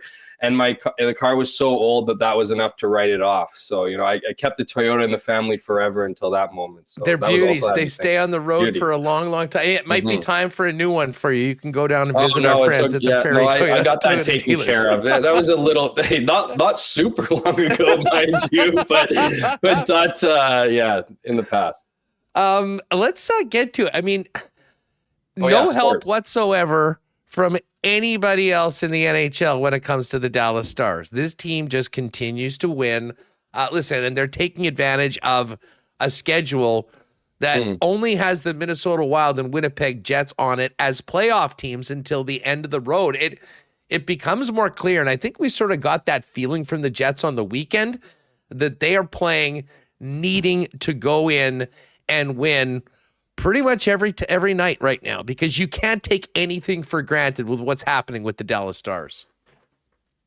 Yeah, I mean, that's kind of life of being a top end team. Yeah. You don't, not a lot of, you always have that obviously bullseye on you. Everyone's looking up at you. You usually don't have a huge cushion in that spot, right? Somebody else wants to always knock you down from it. So yeah, I'm not surprised at all. And I'm certainly not surprised that it's the Dallas Stars that aren't going away. I mean, even the Washington Capitals helped out a little bit here in the President's Trophy, probably the, cool trophy, but probably one of the least important of all of them, including the Central. But yeah, I mean, Dallas is playing the way Dallas always plays during this time of the season. It's interesting to see these last few months, Huss, whether it's the Dallas Stars, whether it's the Colorado Avalanche, whether it's the Winnipeg Jets. You're always wondering, like, which team, particularly, again, I mentioned the teams like the Dallas Stars and the Colorado Avalanche and other kind of experienced organizations with long playoff runs in recent history, how they attack kind of like the late February, early March games, and then I don't want to say flip a switch, but get back into their game, in and around this time. And, the identities of teams are coming into play right now. We're seeing it with the Winnipeg Jets. We're seeing it with the Dallas Stars. We're seeing it with the Colorado Avalanche. Unfortunately for all those teams, we're seeing it with the St. Louis Blues. And we're seeing teams kind of, it's almost like a recency bias, right? The good news for the Jets is they've been hanging out in this spot all season long.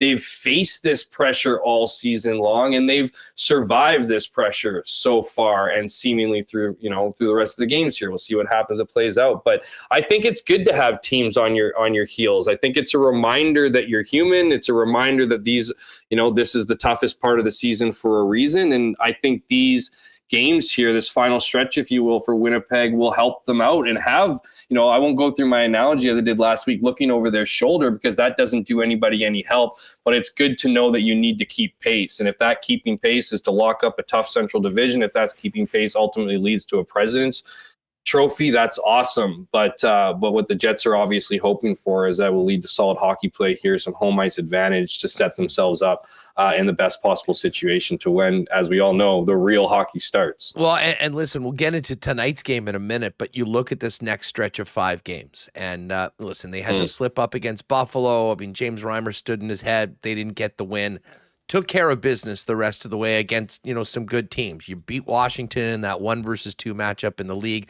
Jets actually have a 3-point lead overall in the NHL right now and don't feel comfortable at all in their own division, which is, I guess just a sign of the times with how Dallas is playing and how good the Central is right now with 5 teams in the playoffs. And then you manhandle Jersey 4-0, take care of Vancouver. But Jeff, you look at these next and I'd say with the Vancouver Canucks, they were playing some decent hockey at that time. They were pushing back. So, and New Jersey for that matter. Those are big wins. That frankly, the last time the Jets kind of really didn't come out with their best or close to it was that Vancouver game where they gave up 6 on the road a couple weeks ago. But I look at this week and LA, Vegas, 2 very, very good teams playing on the road, not easy places to win. You've got Utah, who has played the Jets very tough this season. Both of those games were such a weird team, the Utah for Hockey sure. Club, and we'll see what we get now. They just gave up 8 on the weekend to Tampa. Yeah. It doesn't seem like, they're not. I don't think it's highly unlikely that they could pull off a miracle and get back into the playoff race. So it's done. And then you come back for that huge game against the St. Louis Blues, who are tougher to beat than anyone in the NHL right now. And then the 5th game is next Thursday in Dallas. Knowing that you can't count on anything, how imperative do you think, for the Winnipeg Jets to get some results and points in these first 2 games, tonight and tomorrow, to risk potentially being in a situation next Thursday where that game in that moment is for first place? Yeah, I mean, super important. I mean, it depends what happens. If they get the points, it was super important. If they don't get the points, well, there's still opportunity to get back to where they were, right? It depends how you want to frame it. Of course, these points are important. They're important for all the pursuits we just talked about. They're important particularly because you don't want to be playing playoff-like hockey 5 games remaining in the season. So if you can get some luck, as you mentioned, they're not getting a lot of help, and they can't expect to get help from those teams down the stretch here, but you want to continue to live up to your end of the deal, right? If you continue to live up to your end of the deal, whether they're doing or not, you're in the driver's seat. You remain in the driver's seat. Of course, there's lots of situations we could play out here with, getting the 2 points. Is going to be a tough 2 points against a Kings team that, is not unbeatable at home, but pretty close to it. Vegas, we know how, they turn things on, particularly at home. And so that will be another challenge. Let's just put it this way, Huss, if the Jets can get 4 out of 4 points here, it's a very, very good situation for them. It puts pressure on the people behind them to win, because that's the other thing. I mean, go to this perspective or this framing, whatever you want to say it. I think Scott Arnael's biggest job right now is to keep his players engaged, not feel the pressure, right? The pressure's on the other guys. The pressure's on the teams below them to catch up to them. They just need to continue to focus on themselves. They control their own destiny, control their own game, focus on their own game, and the rest will take care of itself. That's a lot of cliche shit for sure, but that's exactly what you say in that situation. You can't panic. You can't, fear what are the Dallas Stars doing. I mean, yeah, of course, everyone's scoreboard watching and looking every night to see how the standings are configuring themselves. But the Winnipeg Jets, again, are in the driver's seat. They have a 3-point lead on everybody. If they continue to do what they're doing, whether that's tonight in LA, whether that's a couple days now in Vegas, the picture is going to become more clear if they take care of their business. That's when they can start, figuring things out and win the last couple games, because that's what Winnipeg wants right now. I mean, they want to lock in that division. They know how tough of a deal it will be to finish second in the Central. As soon as that happens, they can take a collective breath. I just think that they want to get that obviously done sooner than later. When? We'll have to wait and see. Yeah, listen, I mean, I can't wait for that game next Monday here in Winnipeg against St. Louis. I mean, in all likelihood, we'll see Hellebuyck and Bennington. I sort of expect that Connery most likely is going to go on Saturday against Utah, assuming that he has his baby and he's able to get back with the team and all that works out. I mean, if not, who knows? Maybe it's Chris Dreger. I don't think that they'll run Helly for 2.5 weeks straight, knowing what is to come. But we're going to see Hellebuyck, I think, in these big games. L.A., Vegas, St. Louis, and certainly next week against the Dallas Stars. And you look at this one tonight, LA's been the best team at home all year. They're 27-4-4.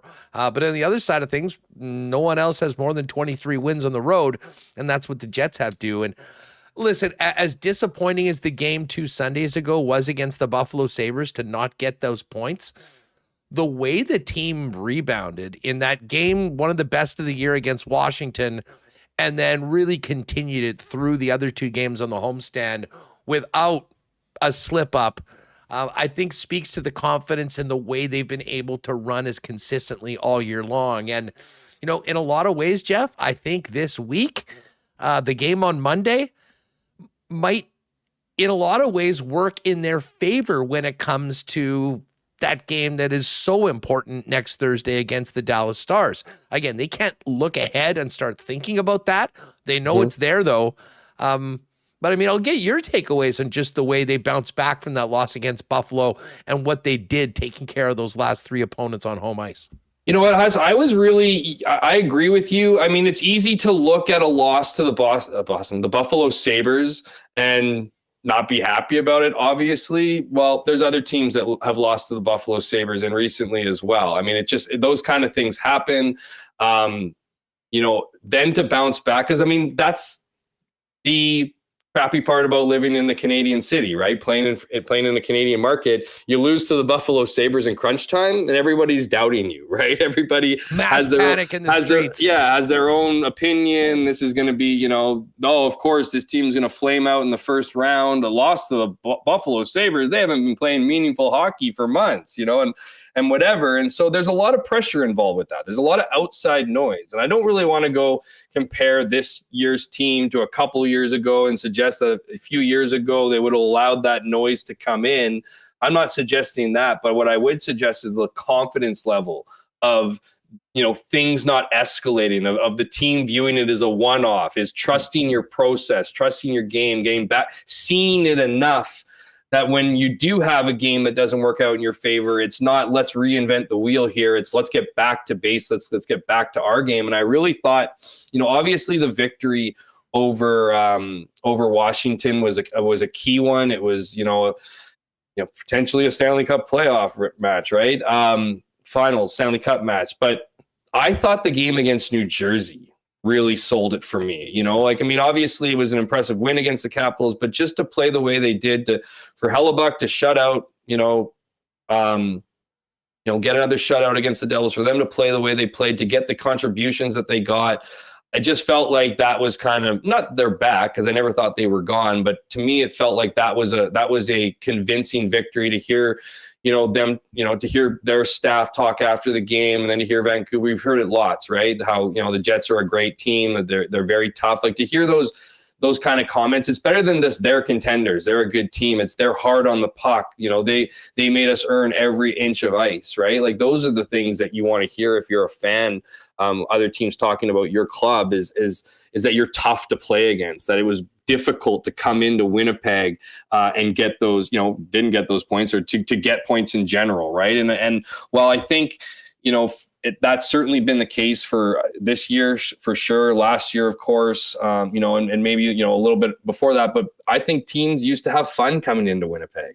They liked the craziness of the building. They liked it, whatever. And now you equip the fans with the style in which the Winnipeg Jets play consistently. That's the other thing, Huss, right? Is that, like, the Jets used to run out of gas at this point of the season because their game, what Paul Maurice would ask them, Rick Bowness too before that, and even Scott Arnael today, it's a lot to play that style of hockey, to play that hard on the puck, to play that defensively minded, especially when you have a crap load of offensively gifted players that want to play the offensive side of the game. So the buy-in for me, the commitment to the style of play, the confidence level, all of that combined, it's not surprising at all that they bounce back from, those kind of losses. Also understanding that those kind of losses occur for every team, every week. And so you didn't have your best, or the puck didn't go in, or you got goalied by Reimer, you have a short memory, win or lose. And I think that's really been the butter on this team's bread, is that they have short memories. They're not getting too puffed up when they're winning, and they're not getting too down when they're losing. And when you can play that way, when you can trust in what your coach is instilling in the systems in which you're playing, it's pretty easy to roll past from game to game. And one of the other things that really impressed me, and we've talked a lot about it for this past week, was just the contributions they're getting from all four lines. And this is in the aftermath of losing Gabriel Vilardi. And Vilardi has been such a big part of the Jets' success this year. You wondered, listen, I think the power play still has a few notches to get back up, certainly to where they were through most of the season right now. But Iafallo's been productive playing with the guys on the top line. Ehlers, Appleton, and Lowry have been scoring and making things happen. And maybe the best bit of news for Winnipeg Jet fans for the present and the future has been Cole Perfetti driving a line offensively himself. And listen, third line, they're probably going to get some advantageous matchups. But the fight he's playing with, the confidence that he's playing with right now is just in another stratosphere from where he was a year ago. And that goal that he scored, victimizing Derek Forbort on the weekend, was, I think, an exclamation mark on the arrival of Cole Perfetti as a guy that can be counted on now, tomorrow, in April and May. And the results from that line, I think, speak for themselves. And I think this, certainly what we've seen in this past week, is almost the best case scenario of, I think, what we could have hoped for when Vilardi went down.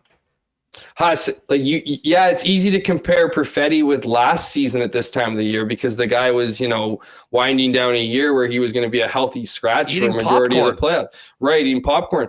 But go 2 or 3 months ago. You know what I mean? Like, I remember sitting in the stands watching the game and being like, what's the deal with Cole Perfetti, man? Like, giving this guy $6 million a season, that would have been wild. Like, he was really fighting it, right? He was fighting it big time, and now he's scoring goals like you just talked about, that highlight reel style goals. I mean, he was scoring those kind of goals early in his career, right? I remember one in particular. I was at the game in Tempe when the Coyotes were playing in their new arena last year, and he or was last year, or 2 years ago, sorry. And he kind of came, like, it was a one-man show. He had this really, really nice goal. And I remember thinking, wow, the future's bright for this kid. And then, of course, he's had the ups and downs like most do in an NHL career, particularly early on. And you looked at his size, you looked at injuries, you looked at where the game was headed. Yes, it's faster. He doesn't necessarily have that quick speed. He's got the mind for it for sure. But I almost feel like we're moving back into a bit heavier game.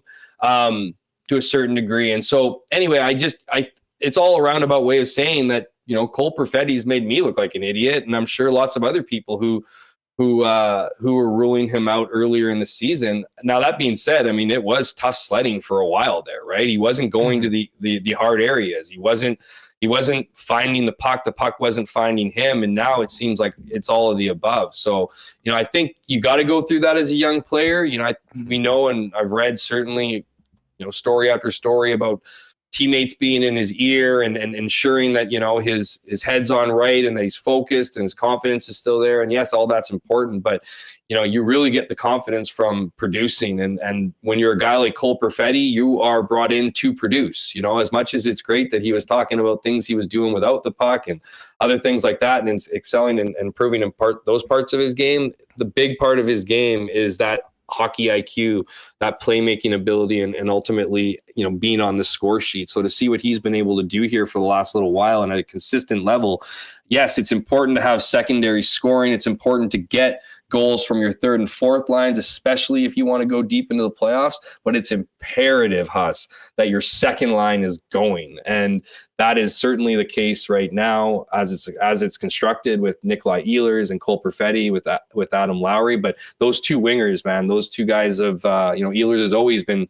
a driving force, but to have Perfetti now be a threat, that's going to make for interesting and competitive playoff series. It's when you're relying too heavily on one line or kind of hoping to get secondary scoring from your second line and deeper, to know that you've had that, to know that you can get that. That's the first part of the battle. It's just, obviously getting it come playoffs. Well, it certainly sets up an interesting matchup tonight. I mean, the Jets have 51 wins. There's not very many teams that have really stymied them this year. But the Kings have been that team. Now, they did get them during that one lull in the season at the end of November when they were playing the 5 and 8 and traveling all over the place. They lost 4-1 and had 20 shots on net. And then they came back here in January during that long homestand. And listen, the game went to overtime. It was a very tightly played game. The Kings won in overtime 2-1. But again, it was another time where they only generated 20 shots. This is going to be really interesting to see how this new look, albeit without Velarde, can handle a team in LA that has a lot to play for. They're the best home team in the league. If they can get home ice, it'll give them a chance to maybe finally get over the Edmonton Oilers in their fourth crack in the first round in consecutive years. But man, I mean, you want to test yourself against a team that, does all the right things and plays hard and makes you earn it. I would suggest that the Kings are that team tonight. And I'm actually really excited about this game and looking forward to seeing what the Jets have for LA, considering how tight the games and how the difficulties they've had against this team earlier in the year. Yeah, I just took a quick peek at the standings, and I didn't realize, well, I kind of knew about how close they were with Edmonton. And LA is an interesting team. I find, it doesn't help the Jets that Adrian Kempe found his scoring touch like last game. Like he's prone to, obviously he's a gifted player and he can score points and stuff, but he's a little bit skitty too at times, and like to open, Kopitar, those guys. I mean, love to see what Anze Kopitar is doing it for another season. I heard you talking about him with your last guest, and that's just, but then you look at, big, like Kevin Fiala is an impressive player. Like he's a guy, I don't think he scored a point in that when I put up 7 or 8 goals last game. I don't think he scored a single point, but he probably was the best player on the ice. He just couldn't get on the score sheet. They have strong defense. They got decent goaltending. They're a tough team at home, and I also find that they're not afraid to play 2-1 games. The LA Kings, like, I think they'll lull you into that, right? Like it's almost like they know how to preserve their energy, and when they can turn it on, they'll turn it on. So I and especially with having home ice advantage, last change and whatnot, I think obviously it's a big challenge here for Winnipeg, but I still see the Winnipeg Jets as a much better team than the LA Kings. I see this club as Jets have played well on the road, and even as good as the Kings have been at home, I still see this as a spot for Winnipeg. Winnipeg, I find, loves opening up road trips. I'd be more concerned if the last game was in LA than the first game. But I always, I've been to my share of games in LA. I always find it to be a crazy game every time the Jets are there. It's just something, the Jets either score 2 quick goals and turn the game on its head, or something happens. It just, I guess my point in saying that it's tough ice. It's hard to earn ice against the LA Kings, and if you can do that, as the Jets have done, they'll be in a good spot. But I don't know. I know that they can lull you if the Jets can, I don't want to say stay out of that, because I don't think the Jets have a hard time, playing that style either. But this 2 points is a big one. It's a big one for both teams. It's going to feel like a playoff game because of how close the standings are shaking out. And that's the kind of hockey I love watching at this time of year. It might not be your typical November game, obviously, or middle of the year, but both teams have a lot to play for here. Both teams are relatively healthy. I think but I do think that the Jets, I think just the style in which they play works well against the Kings. We'll see what happens tonight. Hey, Hammer, before you go, we're going to check in on the Moose with the Goose in just a couple of minutes. And we will hear from Scott Arnael. We've just got that audio, so stick around for that. I did want to ask you one final question. I pull up CoolBet today. The Hart Trophy odds are a dead heat between Connor Hellebuyck and Leon Draisaitl. They're both minus 105. You got McKinnon at 9-1. So it kind of seems like it is, at least the books believe it to be a 2-horse race. And I think that would also indicate that I think recency bias is going to be a big part of this vote. Where are you at on Hellebuyck's Hart candidacy, and what do you think he needs to do, and that maybe the team needs to do in these final 8 games for him to be the first goalie since Carey Price to win the MVP? I've had votes in the past. I don't know. I don't know the collective psyche of the votership. You know what I mean? I don't know if there's trends. You've heard this idea. It seems, now I don't want to start anything, but it seems difficult or extra difficult to be a goalie and win that award. I'm not saying that there's voters out there that are, I've never heard this belief that a goalie can never win it. So I don't think that exists. I do think that there hasn't been, as stellar of performances, in the past. Someone I'm sure is going to correct me here, where that you could look at a year and be like, wow, that guy got robbed. I think that is this season. You could make the argument, if Connor Hellebuyck doesn't get it, that he was robbed. I see, I think what's making it interesting, Huss, was Leon Draisaitl got hurt there for a bit. And then, and it was funny. Needless to say, I am somewhat invested in this in multiple ways. I was going to ask you, what's the best odds you have? What's the best odds you have? 20-1. 20-1. Okay, you do. 20-1. We got it posted in November. I got an email from somebody that's a lock shopper that in June put a couple bucks down on him at 150-1. So he's like, oh, I just wish I put more on it. Well, no kidding. No doubt. But listen, when Draisaitl got hurt, they moved him to 4-1. And then it was McKinnon at plus 250, but Hellebuyck was minus 175 or minus 150. Now that he's back, he had the big game on Saturday. It's a dead heat. The more I look at this, I think that if the Jets win the division, win the West, and finish first in the league, I think that might put him over the top. But it's very interesting to be on a team with Connor McDavid and win the Hart. I agree. I think it's one of those things where it's you're the best on your team. Sometimes. But everybody would take McDavid. It's just whereas it's indisputable in Winnipeg.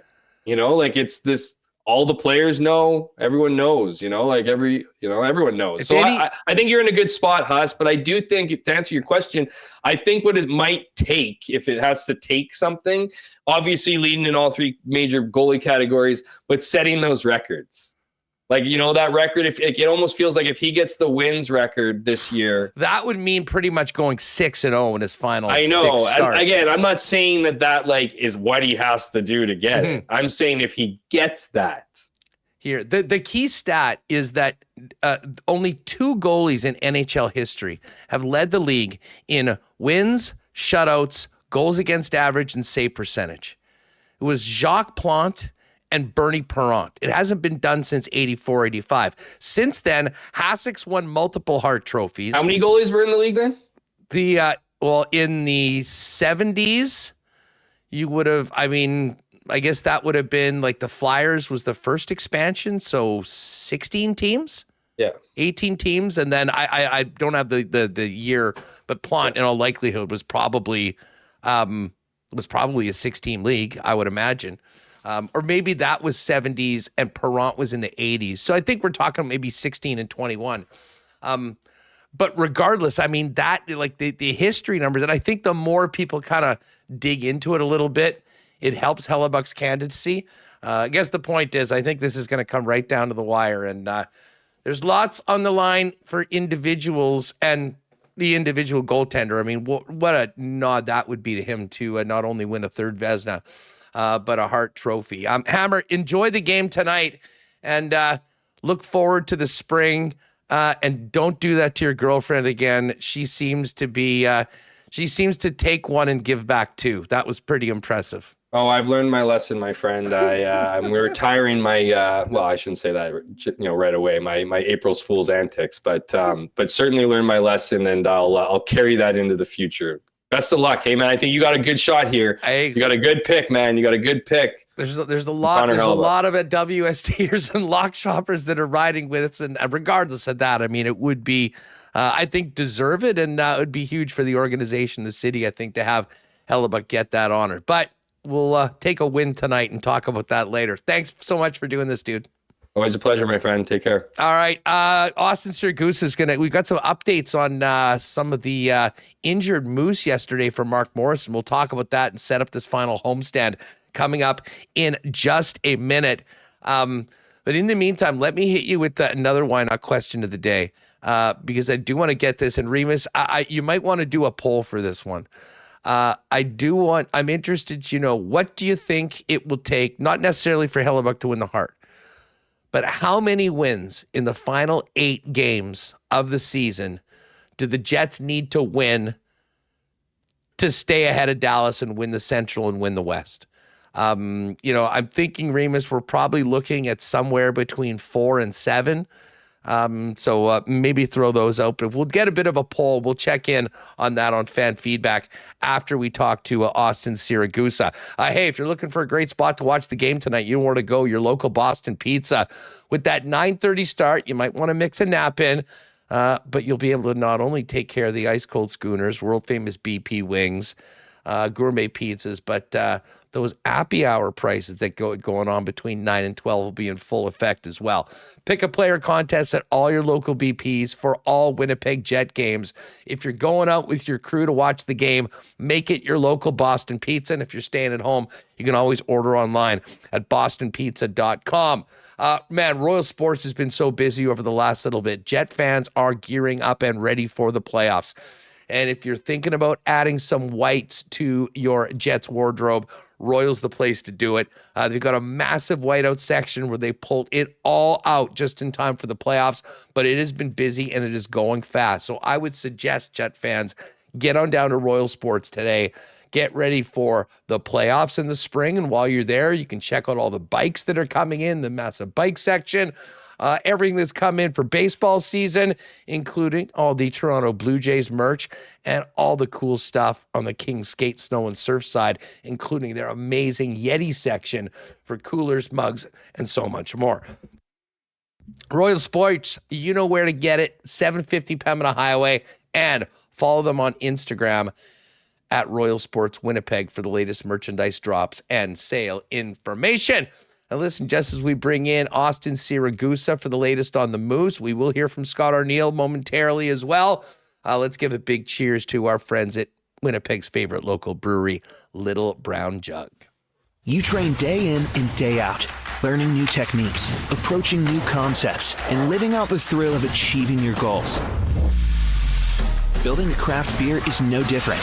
While you spend your hours on the ice, we spend ours here, brewing our trademark beer. Again, and again. Here's to pushing the status quo and challenging ourselves to build something memorable.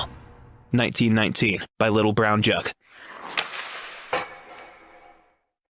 All right, 7 o'clock tonight, before you can really do a double dip today, down at Canada Life Center, the Manitoba Moose begin their season-ending 6-game homestand. And let's welcome in, with the patented Dan Fink background, our buddy Austin Siragusa from the Manitoba Moose. Goose, it's great to have you on the program. What's going on? How are you?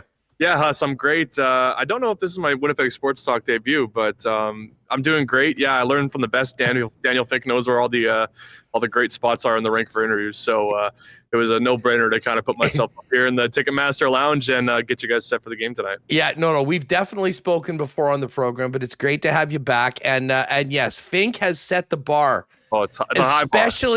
Especially high. So you've picked a great spot. Listen, this has obviously been a tough, long season for the Moose, and they're really up against it, just clinging to the possibility of sort of running the table. So we sort of know what the situation is.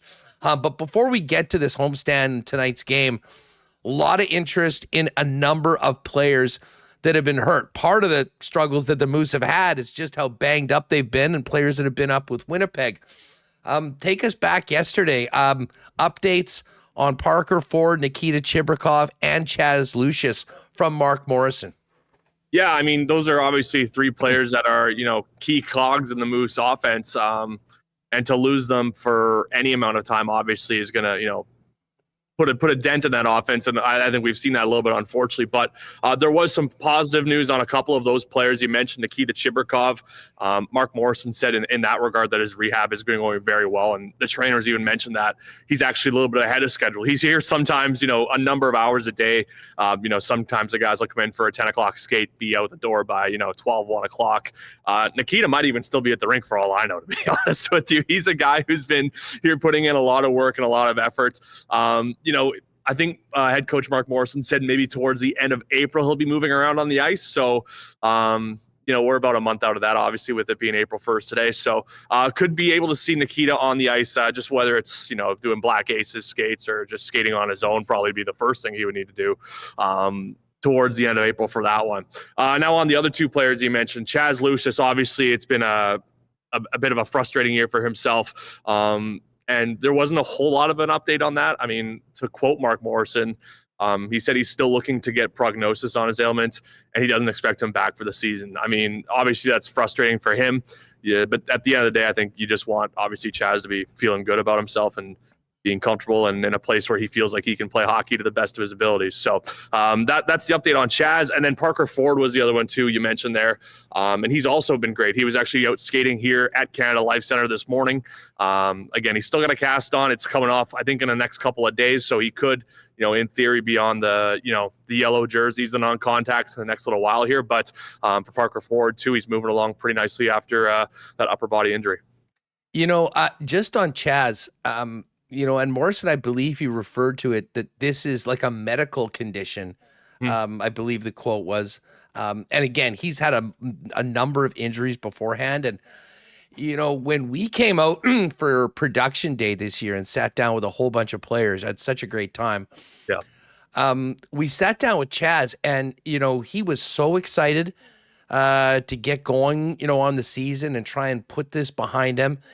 And the team handled him, I would say, kind of with kid gloves early on. Like he played, I think, 3 of the first 8 or 10 games, and then they tried to move him more, but it's been in and out. And like I have to say, for a young man that is so talented, that loves the game the way that he does, it is it's just so sad that he has just continued to have the worst luck when it comes to injuries. And I don't think anyone, well, first of all, we don't know. And, when you're talking about people's health stuff, I mean, who knows what he's dealing with and where this goes from here. But, I mean, you've seen him and been around him. I mean, he's a guy that loves it. And when he's on, he's been a really, really good player for the Moose. And you know why he had the potential to be picked as high he was in the draft. And I mean, I'll tell you what, if there's karma in this world, he comes back, gets healthy, and never misses another game in his professional career because of what this young man's had to go through, really dating back to his college career. Yeah, amen to that, Huss. I mean, he is a great kid. I mean, he has been really great with his time to myself, the communications team, really, putting in the time and the effort in those interviews as well. But yeah, at the end of the day, like you said, you just want the kid to be healthy and, enjoy playing hockey. You talked about production day a little bit too. And I remember before when there were just some sort of inter-squad games that the Moose had at Hockey for All Center. And we talked to him after one of those and we were like, how did you feel? And he's like, oh man, like I just love hockey again. And that was the coolest thing to hear because, he's like, hockey didn't love me for a while, but now I love hockey again. So, obviously, like you said, there's lots of bumps and bruises and what have you throughout the season. And, like you said, there was a little bit of a shaky start to begin with. And then from December to January, he was almost in a lineup quite frequently. So, yeah, obviously a frustrating situation for Chaz for sure. But like you said, he was drafted first for a reason, for his skill set. And when he's healthy, he definitely is able to put that on display at times. So what's the vibe around the team right now? I mean, Dreger got called up. I mean, the young guns are still in net. I mean, a lot of these younger players are getting a lot of chances to show what they can do and try and make the most of every one of these games. And you come into 6 straight at home to finish up the homestand starting tonight with the Laval Rocket.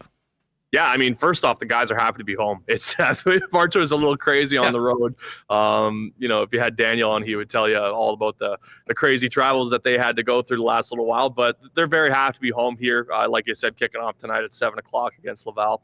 But they're just excited to still sort of be in the hunt. You know what I mean? At the end of the day, there's still a chance where the Moose can sneak into the playoffs. They would obviously need some help from the teams above them. But at the end of the day, the guys are here and just excited to continue developing. I mean, that's what this league's here for at the end of the day, is to continue developing those players and prospects for the Winnipeg Jets and players for the Manitoba Moose for years to come. So they're just really excited to be getting back on home ice, playing in front of the home fans, and getting set to go here for a game against Laval. Now, I'm sure they'll do a fan appreciation. I know that the autism acceptance game, which the Moose have done such a great job at really being a leader in that over the last number of years, is coming up. I mean, just for folks that know, hey, you got 6 opportunities left to get out to the rink this year to see the Moose.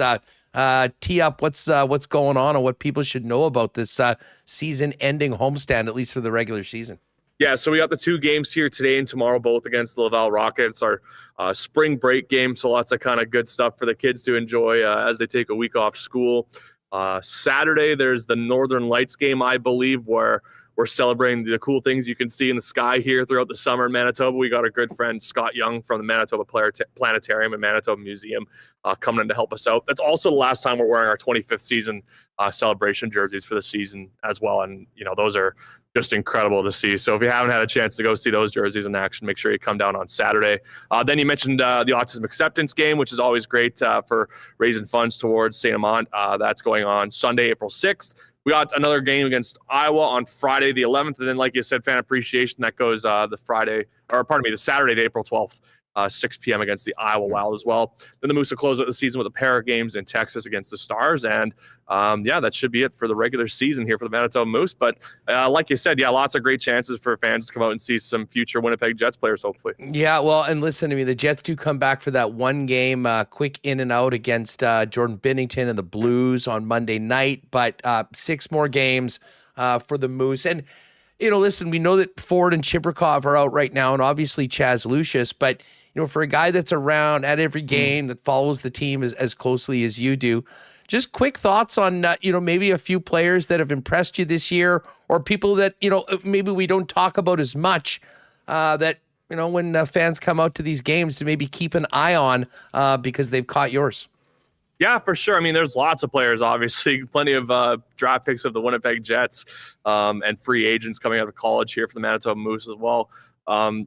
you start at the top of the list. Brad Lambert's obviously there as well. It's been a tough season for him in the goals department as well, but he's still picking up plenty of helpers for 33 points on the season as well. So that's a name, of course, Moose and Jets fans would love to hear. Elias Salomonsson was also at the All-Star game for the Manitoba Moose earlier on this season as well, but plenty of other names as well. But of course, it's just such a great spot to see these guys develop, much like it was back in the 1.0 days for the Vancouver Canucks. All the players that sort of came through here, the Kevin Bieksa's, the Ryan Kesslers, you name it, Corey Schneider. There was plenty of great players then. Still plenty of great players here playing at Canada Life Center, the American Hockey League. And it's, like you said, it's really exciting to be a part of it and be around it every day. Hey, I got to ask you, Dylan Anhorn. Yeah. Is he, I would predict that he's at the top of the Moose power poll for the most fun guys to deal with on a daily basis. He's up there. There's a lot of really fun guys on this team. Dylan's obviously a great kid learning the ropes. It's his first full professional season. We had an interview this afternoon with Ty Bauer as well, who of course, as you know, is just a great man as well. Great guy to talk to. Tico Napoli, stand up in the chat. Number one Bauer fan. You can talk to him for honestly hours about anything, hockey or not. But yeah, like it always is. It feels like it's cliche to say it at this point because we've been saying it for so many years. But it truly is a great room here with the Manitoba Moose. The guys are open and honest with you, and would not having a problem taking some time out of their day to talk to everyone, and they're looking forward to giving back to the fans in some way. Fan Appreciation Day later on, in the mid of April. So yeah, like you said, plenty of guys who are up there for great interviews and great times for sure. Do we know already from the morning skate whether it's DiVincentis or Milic going tonight?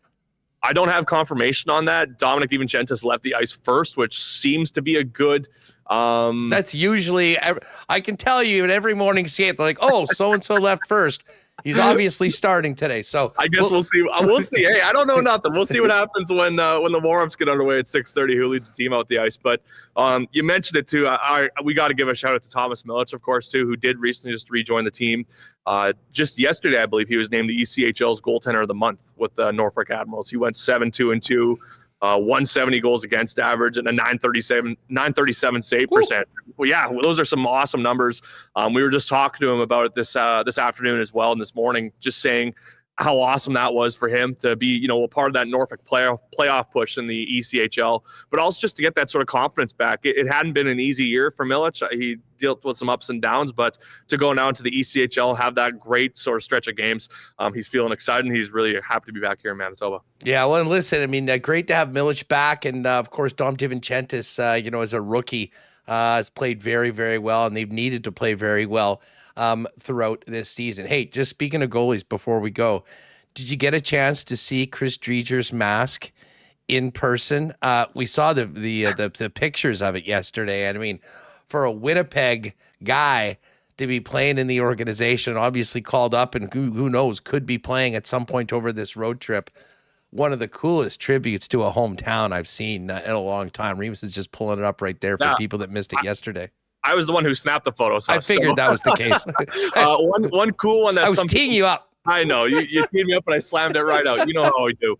One note that a couple people missed: the Human Rights Museum is actually on that photo right there, in sort of chin area on the opposite side there, Remo, down there. Yeah, it's very small, but it's a really nice touch. Oh yeah, wanted me to plug that one in there as well, but. Yeah, I mean, as a Winnipeg goalie myself growing up, it's definitely up there for one of the coolest masks I've seen in a long time by not let alone any Winnipeg Jets goaltender, but any goaltender I've really seen across any league. And of course, the former teams he played, his former minor hockey teams on the top was a nice touch as well. So all in all, a really cool mask, and really looking forward to hopefully seeing it in action sometime here in the next couple of weeks. Goose, great having you back on the program, pal. Thanks for doing this. Good luck to the Moose tonight, and we'll look forward to talking to you and Fink as the season continues and wraps up. Yeah, cheers, Huss. Anytime. Take care. Appreciate it. Again, folks, tonight and tomorrow against Laval at Canada Life Center. Weekend back-to-back matinees, 2 p.m. against the hated Chicago Wolves. And then the Iowa Wild are in next weekend, Friday and Saturday night, for the final 2 regular season games of the season. Moosehockey.com for all the information on all the promos. And, of course, ticket availability as well. All right. Well, we will get to the cool bet lines in a minute. I do want to take advantage of it being April 1st to welcome back our friends at Breezy Bend to the WST crew. I cannot wait to get out on the golf course. And my God, Breezy has just done so much in the past few years. To put it in a situation like this year where it will be hosting the Manitoba Open. Planning on doing some shows live from the biggest tournament of the year at Breezy later on this year. But in the meantime, I know their incredible ground staff are preparing ASAP to get people out on the course. We probably got 3 weeks or so before we're back out there. Now, if you and your family are looking for an incredible long-term home for you on one of Winnipeg's top private golf courses, Breezy Bend is the spot. If you're interested in getting on the waiting list, go to breezybend.ca for more information or give the clubhouse a call on that. But I am looking forward to getting out there ASAP and cannot wait for the Manitoba Open at Breezy this year. All right, let's get Remo back in here. And Reem, it sounds like, we had the update from Mitch's tweet, but we're on it. And we do have a little bit of Scott Arnael for the peeps before the end of the program. Yeah, shout out to, I don't know if it's Tyler or Cam with the Jets posting a couple scrums on the website. I grabbed some of Scott Arnael, who talked after the game, and just back on the mask. Tico and Apolli, of course, wondering if the spike is on Dreger's mask. Well, he's a Fort Garry guy. I don't know if he would have logged a lot of time at some of the great bars of Transcona, but I'm just enjoying. I'm just saying. I'd be surprised if he didn't end up there at one point time in his life. But in the meantime, I don't believe the spike has been immortalized on Chris Dreger's mask with the other noted landmarks of the city of Winnipeg. But listen, let's get down to LA again. 9:30 puck drop tonight between the Jets and the LA Kings. Arnael spoke about Luke Schenn's status for tonight, as well as the challenge of the Los Angeles Kings. Can you tell us about Luke Schenn departing? Nothing. Just we'll see here. Just Okay. gets just stiffened up. So Just game time. we'll see. Yeah, he's getting some work done right now. So Okay. it's like me every morning. Fair. The Kings are a team that are tough to play against for a lot of teams. What kind of challenges have they presented your group this year? Huge. Number one, this building. Only losing 4 games. They want to. They don't care how many they score. If they get one, they go to shutdown mode, and they're one of the best analytic teams and without the puck and in their end of the rink. They do a pretty good job of clogging up the middle of the ice. We saw that last game in our building. You got to work for every inch to get inside, to get get any kind of scoring opportunities or even speed through the neutral zone. They really do a real good job of not allowing you to get inside there with speed. The other thing too is that they attack our net. They put bodies. It's not rocket science. They have one, sometimes 2 guys on top of the goalie, and just going to look at all their previous last 10 games, all their goals, everything starts with somewhere right around there. If it's not off the rush, it's coming D, throwing shots from the top, bad angle shots from the wingers, but there is always somebody at the net front. Going back to the game in here, that was exactly what happened. They got a couple of sort of rebound, sort of deflection goals right in the net front. All right, so the Kings, no joke, especially at home, 27-4-4 on the season. And Luke Schenn stiffened up earlier. I'm sure you have all had fun in the chat with that. Fingers crossed the big guy is able to go tonight playing with Dylan Sandberg. And we expect Big Stan to be on the left side with Colin Miller on the third pairing, assuming that Schenn is good to go. One defenseman that won't be playing tonight was back on the ice, and that's Neil Pionk. Here's what Arnie had to say about Pionk's recovery and getting him back on the ice. I thought he was just a social organizer for these trips, but he nice to see him back. It's first time on the ice, so he heard the response. Nice to see the boys are happy to see him, as are the coaches. Is there any update on the timeline then? No, that's the first time he starts skating, so now it's all conditioning and feel. So. Ramping up. Yep. So when you're preparing for Los Angeles, you look back at the last time that you guys played, it's a one-shot game that gets into overtime. Do you look at a lot of, say, the positive video from that in terms of how you guys match up, or is it more just their previous couple of games that you're focusing on? Our game at home was a heck of a lot better than what it was here. We've only scored 2 goals, and both of them are power play goals. So that 5-on-5 is going to be huge for us. This is one of those games. This is at Washington, Boston, Vegas, keep naming all Dallas. These are the big, heavy teams and sort of the top teams in the West. This is one of those games that it's going to have that playoff feel to it, just because it'll be every inch you're going to have to grind for, you're going to have to battle for. So trying to get to their net, keeping them away from our net, off those coming out of those corners. So it should be a real good test for us. So there's Scott Arnael, and listen, he is exactly right. I didn't realize that both of the goals the Jets scored were power play, but at 5-on-5, you got to earn every single inch of ice, and the Kings have been better than anyone on their home rink at not giving that and taking care of business. So a big challenge for the Winnipeg Jets tonight. A guy like Nick Ehlers could be a big part of that. He's had that incredible game last year. Where they were in on, 5 goals when the Jets last beat the Kings in LA. But Arnie was also asked just about Ehlers' play this season heading into tonight. Yeah, I think that, knock on wood, he's done a good job of staying healthy. Just lost him for a little stretch there in the middle. But at the end of the day, gave him some new responsibilities. Like you mentioned, the power play, also playing with Adam over different stretches here, and that's a different role. Now he's going up against the other team's top lines. Not so much, being checked. He's going to be one of the checkers, and I think I like that kind of look with him, and he's sort of grasped it. And that's one thing for him. He's been around a while, and he likes new things, new challenges, and new opportunities, and I think he's making the most of it. I mean, Reem, that has been, and I know Connor had a piece on that and spoke about it on Sunday morning, WST Sunday Live. The early results, both, in front of our eyes, as well as when you dig in the numbers, been very good with this Ehlers-Lowry combo. And of course, Mason Appleton's making the most of it with a couple huge goals during these last 3 games at home. Yeah, we're wondering, how is it going to go with Nikolai Ehlers, with Mason Appleton and Adam Lowry? And Ehlers in overtime had the winner against Washington. Appleton's there for the goal against Washington and a big one against Vancouver as well. So I think there's found a nice balance here where each line does have a guy that goes to them. That was Scott Arnael's intention, whether it's Niederreiter, Iafallo, or Appleton and Lowry, and it's working. But interesting to note that, only goals on the power play against the LA Kings this year. Can they get one at 5-on-5? And we talk about the Kings having the best home record. You did hear that correct, with 4 losses in regulation, 27-4-4 at home this year, the LA Kings.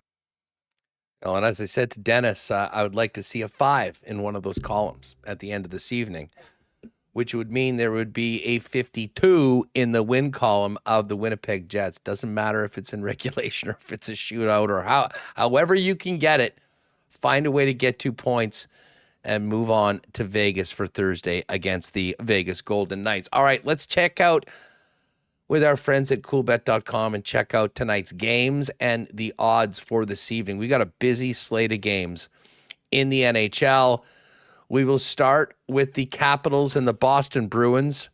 Bruins have just, disintegrated after the trade deadline. They're plus 190 underdogs at home. The Capitals are minus 227. The Blue Jackets need this one big time. They're at home to the Nashville Predators. Columbus minus 196 favorites against the Preds.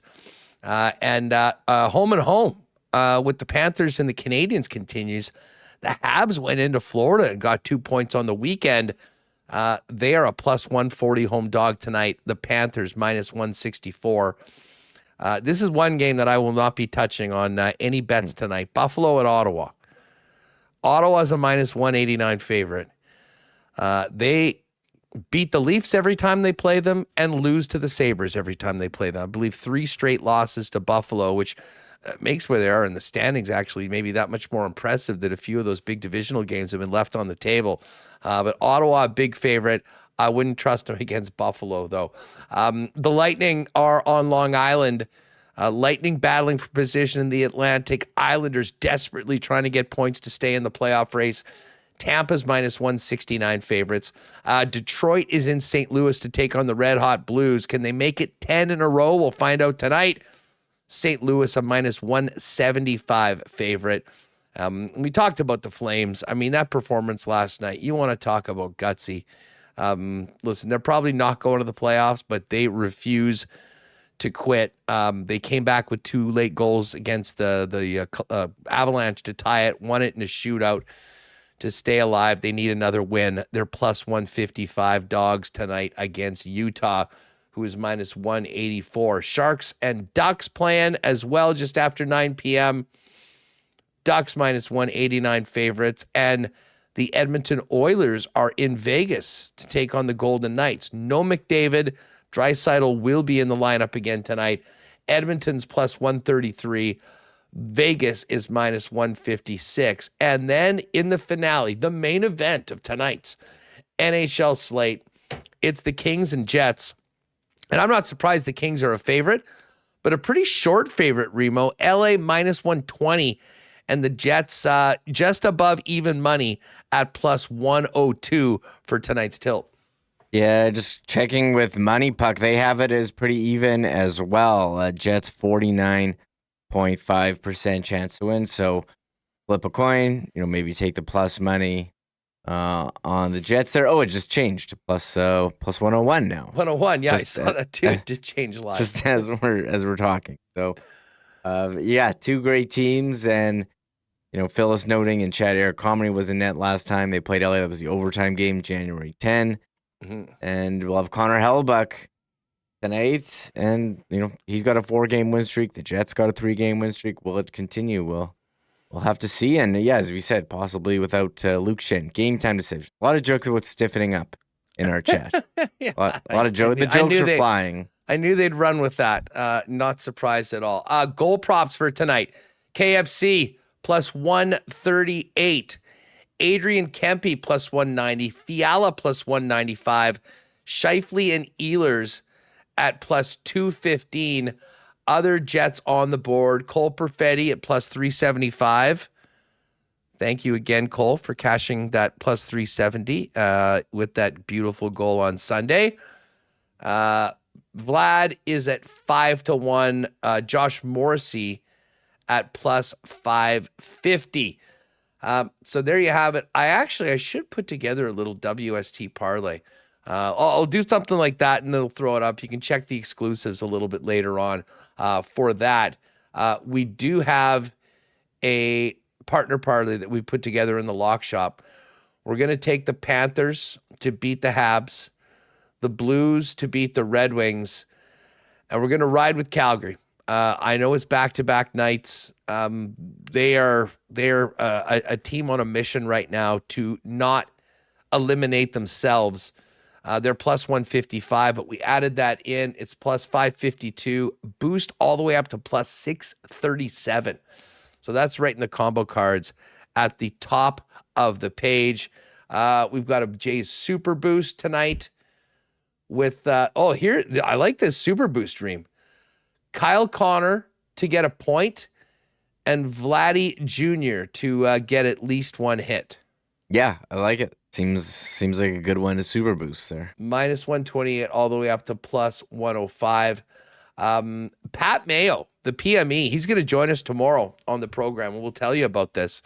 But if you go over to his socials, you can check out a great contest that they're putting together for the upcoming Canadian Open, where you can win a trip to Toronto, 4 nights hotel, couple days at the Canadian Open, Blue Jays tickets. Pat's doing a live show. We'll tell you about that tomorrow. But if you want to get in early, go to @thepme on all the socials for the link over there to that, or join us tomorrow on the program, and we'll have that for you.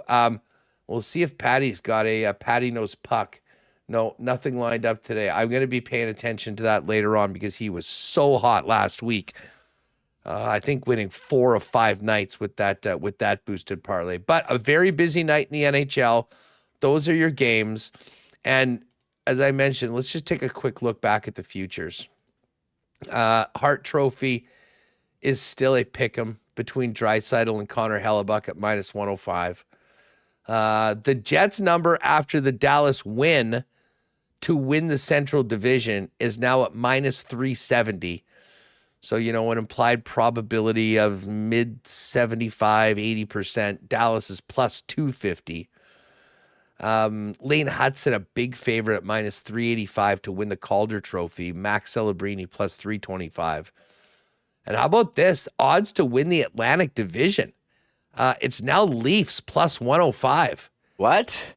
Panthers +225. Lightning +230. Yeah, I mean, listen, the Lightning and the Panthers slipped up a little bit, and to the Leafs' credit, I mean, they didn't look great doing it the whole way, but they did what they had to do, getting, I believe, 7 of 8 points on that Western road trip. So they're now 3 up on the Lightning, 3 up on the Panthers. Both teams have a game in hand, but they put themselves in a pretty good spot. And listen, I don't really care. I don't really love any of these teams. I'll be pulling for Ottawa against whoever they play. We need Leafs Ottawa. What a great way to come back. I would be there for Panthers Ottawa and have the Kachuk brothers go against themselves. But I think, listen, if we're going to stack these first round series up, why not start it off with Tampa, Florida, and the Battle of Ontario returning with the Sens in the playoffs? Yeah, I love watching Sens Leafs in the early 2000s, some big series where it was the Sens that were always the best team in the regular season, but couldn't really get it done in the playoffs against the Leafs. Could this year's Sens turn the tables on a Toronto team that really hasn't had the playoff success that you'd think a team, with those type of players would? So the East, the Florida teams, Tampa going a little under the radar here with so much talent, I think, around the league. I like the moves that they made. They have the goaltender. They have experience. Watch out for Tampa. I know Florida is the cup favorite at +550. They're on Coolbet. I really don't understand the fluctuation in the Jets cup number, as well as in the West. Last week they were 10-1. They win 3 straight games, and now they're 12-1. Bottom line is that, if you think the Jets have what it takes, you're getting a much better number on them than a bunch of the other teams. It's the Panthers is the number one, the lowest odds right now at +550. The Dallas Stars are +575. And then you've got the Avalanche, Oilers, and Golden Knights at 9-1. Lightning and Hurricanes 10-1. And then the top 2 teams in the league by record, Washington 11-1, the Winnipeg Jets 12-1, and the Toronto Maple Leafs right now at 15-1. Remo, I do think there's some real value on the Capitals, both to win the Cup, but also to win the East at 5-1. I think that they are definitely better than both Carolina and New Jersey. I guess depending, they could have, I think the Rangers would be a pretty interesting first round matchup. Any of those other teams that get in, I'd be all over Washington. And if they can have an easier path to the conference finals, I think they're in a really good spot going up against whoever survives from Tampa and Florida and the Toronto Maple Leafs in that first round. And who knows? Maybe we could have the 2 teams that have been the best all year long meeting in the 4th round, despite having the 8th and 9th longest odds on the board. And that has been pretty much consistent all year long, regardless of what they did in the regular season. Yeah, it seems strange how the regular season standings aren't matching up with what the odds makers are predicting. I guess, I liked what Dennis said. Washington, they've never really been a team in the playoffs. I think the Jets have had those playoff failures the last couple of years. They seem to have learned from it this year with an even better regular season. But it's going to be up to them to determine if they can advance past the first round, as the last 2 years haven't gone their way. And I think the defending Cup champions, Florida Panthers, we saw Matthew Tkachuk skating.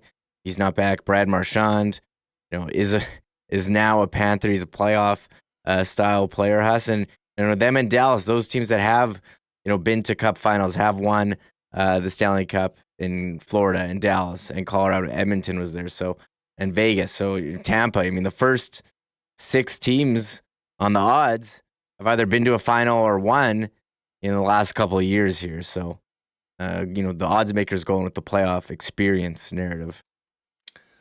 Cannot wait for this one tonight. I mean, this has got you written all over it. Not just a 9 start, a 9:30 start, as late as possible for you, Reem. And yes, hopefully we'll be back having a good time tomorrow talking about a big, big win. Who's up? Murat's coming up tomorrow on the show?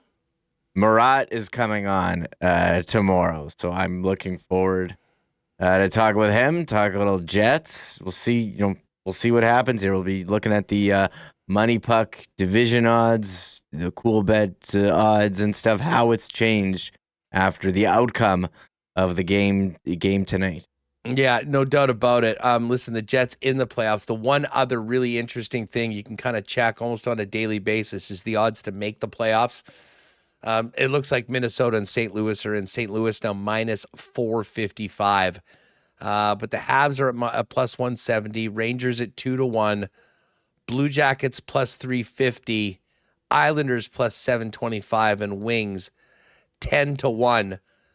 The Habs could help themselves out in a huge way, and you'd see that number go down significantly if they can get 2 points tonight against the Florida Panthers. The other huge game in that race, Columbus home to the Nashville Predators. That is going to do it for us. We got to get this pod up so folks can listen to it on their way home. Huge thanks to everyone hanging out today, especially you spring breakers, teachers, and students that get to hang out live as opposed to normally listening to the podcast. Hit that thumbs up button before you leave if you haven't already. Make sure you're subscribed to the channel. Big thanks to all the podcast listeners popping in, and a huge thanks to all the sponsors that make WST happen each and every day. And of course, to all of our guests today, the Goose, Austin Siragusa from the Manitoba Moose, Dennis Bernstein from the Fourth Period, and our pal, Jeff Hamilton from the Winnipeg Free Press. Enjoy the late one tonight, folks.